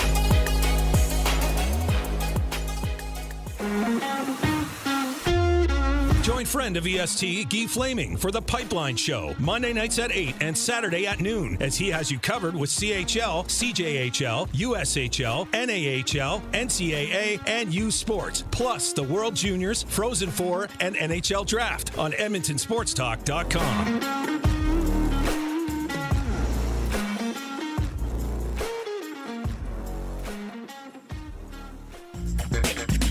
Don't feel like working? Join the Hangout. You never know what you might hear. Weekday mornings 9 to 11 on EdmontonSportsTalk.com.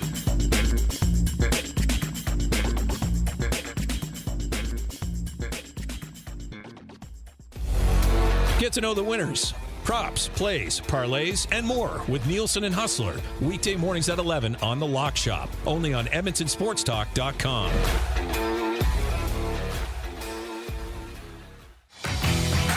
Get all the latest news and takes on everything Oilers with Dustin Nielson and Tom Gazzola on the Oil Stream. Live at noon, Monday, Wednesday, and Fridays. Only on EdmontonSportsTalk.com.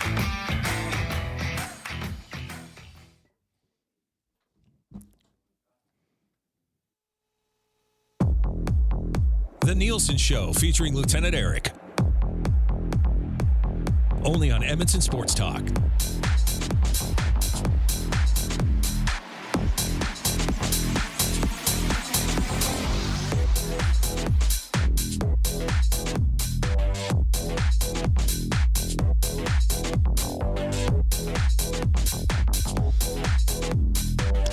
Welcome back to the Nielson Show. Don't go anywhere. We're just getting started on Edmonton Sports Talk today. Tell your friends, EdmontonSportsTalk.com, your clear choice for Edmonton sports. Listen in your car on the way to work.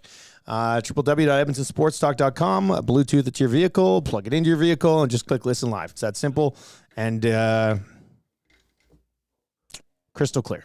It's better now. We have multiple ways. You can watch us. You can listen back to the podcast. We're live on a variety of This is much better than the old setup. It's the future, baby. And we're just kind of getting going. We announced one of the things we would have learned today. We're going to get into the wrap here for William Huff. Let's do our cool bet hotline of the day. We're supposed to remind you to do the cool. Oh yeah, thanks, man. Great reminder. I don't know, Matty. You're red hot here. Yeah. You have any leans tonight that we could consider?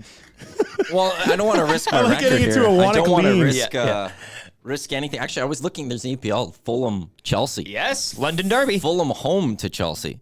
But Chelsea's form, it's not worth like that. Yeah. Well, but you just never know with them. know. Like, is this the game that all of a sudden they're going to get the draw or the like? Well, I mean, off the record, what do you think? Why do soccer fans always say their form and not just how they're playing?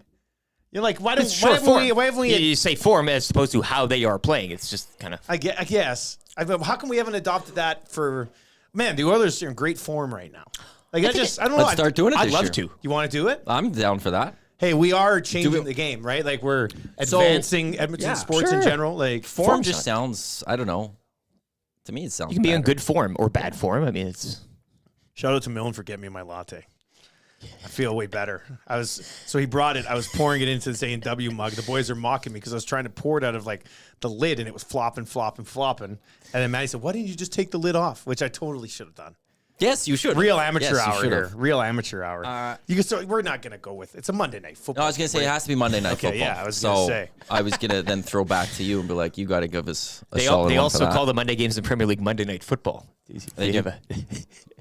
I love that. You want to know something? I used to, at the old place when I did Sportscast, I always called Monday Night Football and all that. Or I'd say, Oh, I would always I would do a a Monday Night Football across the pond. And all right, so what should we go with here tonight? Go to coolbet.com. Let's click on the Seahawks and the Giants. We'll dive into this game a lot more on the Lock Shop today with myself and Huss. I think P. Greggy will pop by. We'll be recapping the Ryder Cup as well. We didn't get into the Ryder Cup in the show. We could have done a whole show on the Ryder Cup. Well, not much to talk there. Rory getting into it with a caddy. Go away, caddies. Like, I'm sorry.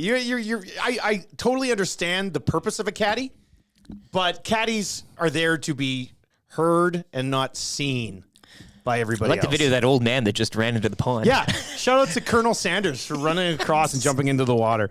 All right, let's go.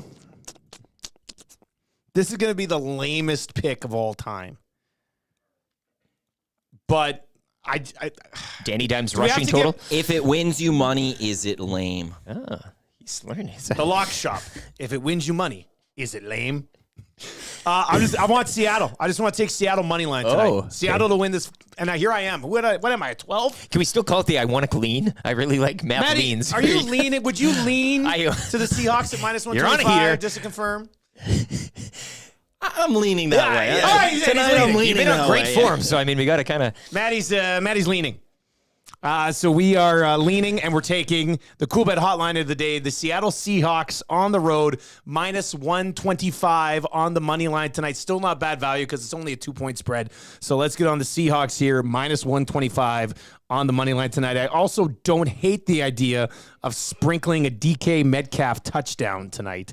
If you're looking for a little bonus play, DK Metcalf plus 150 for a touchdown tonight. But the cool bet hotline of the day will be locked in. The Seahawks minus 125. Ride with us at coolbet.com, and we can all celebrate the win tomorrow. Tonight, Monday Night Football, you are going to be at Century Casino. Century Casino, Fort Road at the Century Casino Sports Bar and Lounge. You walk in, you say, hey, where did the guy with the long bag that looks like a sniper rifle? I always walk in there, they don't know, right? So I'm like, hey, I'm here for the football, and I'm carrying this big bag, and they don't allow bags in the casino. I eventually get the clearance. I'm walked down by 2 security guards. It's really official, but you can walk that path as well. Get to the casino, go in, you take the first down, you turn a left. They got the restaurant there, the sports bar and lounge. You've got the big TVs for the horse racing. Then you get the wrap of TVs all the way around the bar. It gets into the corner. It turns. No baseball tonight, but always lots of stuff going on the screens. Of course, the Monday Nighters, Seahawks, and Giants and all that. Your chance to get into a draw for a trip for 2 to LA. We got the loaded burger special tonight as well, $11.99. Drinks, food, football, and the Caliente Greyhound racing track. It's you got it all. Caliente. Checking all the boxes. Spicy. Yeah, maybe Tube Socks will come down for his birthday as well. He'll be celebrating his birthday. If maybe not, have he'll be a there cake. Thursday. I Get a think he'll cake be for there you or Thursday. something, yeah. Join us all on Thursday. It's going to be fun. I've always admired Dusty's form on radio, even if he didn't know what it meant. That's Good in form, from yeah. Jonathan today. What did we learn on the show today? Anything pop off the page for you? We get into the wrap here for William Huff. If you want your place to look as cool as our place, get it done at William Huff, WilliamHuff.com. They've been around, forever, and they do great things. You want some pop-up banners? We're going to bring the big one to Century on Thursday night. You're going to love it. You can get pictures in front of it. Because we'll have an autograph table signing maybe for the entire second quarter. Yeah, Kissing booth. Dig this. Matt Eberflus, you might remember him from coaching the Chicago Bears. He says that Chase Claypool will not be with the Bears this week. And then he said he's not going to be in the building this particular week on this short week. I can give you that. Chase Claypool is 2 years away from putting up 400 yards in one season in the CFL. I don't know what I mean. It's like, he's a Canadian. He's gonna put up 2,000 yards in the Canadian Football League. It's gonna be like 600 yards. Such hype, great name, breaks on with the Steelers, and now we're getting. He needs to grow up. Well, I know that's the thing. Will he ever? I guess is the question. But not this week. He might be back next week. It's a week-to-week basis. I learned today that we've got a really nice lineup of insiders. Hockey insiders for Pro-Am Sports the rest of the way this season. Darren Dreger, Mondays. Craig Button, Tuesdays. Jamie McLennan, Wednesdays.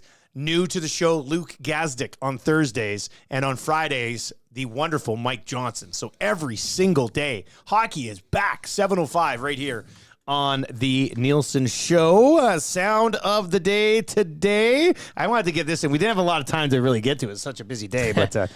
What a sports nut, huh? What a sports nut, huh? And you guys really are. I mean, anybody who's watching this show, real sports. Shout out to our friend Jess as well, who kind of made a good memory on that one. That was for you. Yeah. Let's see here. Text of the day. I like this one, actually. This kind of came in after we were done with the Got Your Back Monday Morning Mandate here. Got your back? More like got you backwards. I like that. One show only got you back. They got it all. Do it in reverse. Just the one thing. Yeah, like when I read that liner that one morning. The whole thing. Yeah, here it is. I got the number. I'll send it to you boys. There we go. Beautiful. All right. I mean, anything else that we're watching tonight? Probably not. I mean, all eyes got. Oh, we got preseason. Oilers preseason. Let's not forget here. They're in Seattle. They're taking on the Kraken. Preseason can't end soon enough. Yeah, Oil Kings hit the road this week.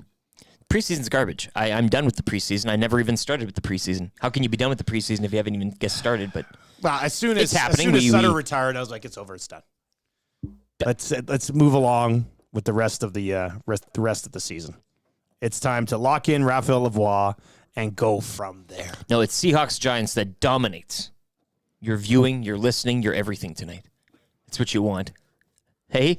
Baseball taking a break before the wild card series. It's all this. We are all in tonight. I think that sounds about right. Join him tonight. It's going to be good. Hangout's going to be good as well. It's Tommy. What's that shirt Tommy's wearing over there? He's looking different today. Yeah. Does he have an appointment or something that he has to go to? He looks like he has to go and throw some hay bales. It's hard flannel. This is like mid-January wear. Yeah. It's not. I mean, it looks good. It looks really good. Yeah. Well, it's October now. Maybe that's his that's October. true. Maybe that's what it is. October wardrobe. The October line. Yeah. All right. So if you're watching on YouTube right now, if you're listening, Matty, what's the pro? If you're listening, you just keep listening, right? You don't have to do anything. You just keep listening. Well, yeah. If you're listening, keep listening. Also, you hear Club Beat Loop for a little bit. Okay. Because then we're transitioning to the Hangout. So you get like stuff. a couple minutes of Club Beat Loop. Yeah, and then until we start playing some promos before the Hangout begins. So audio, you should just stay on the line, if you will.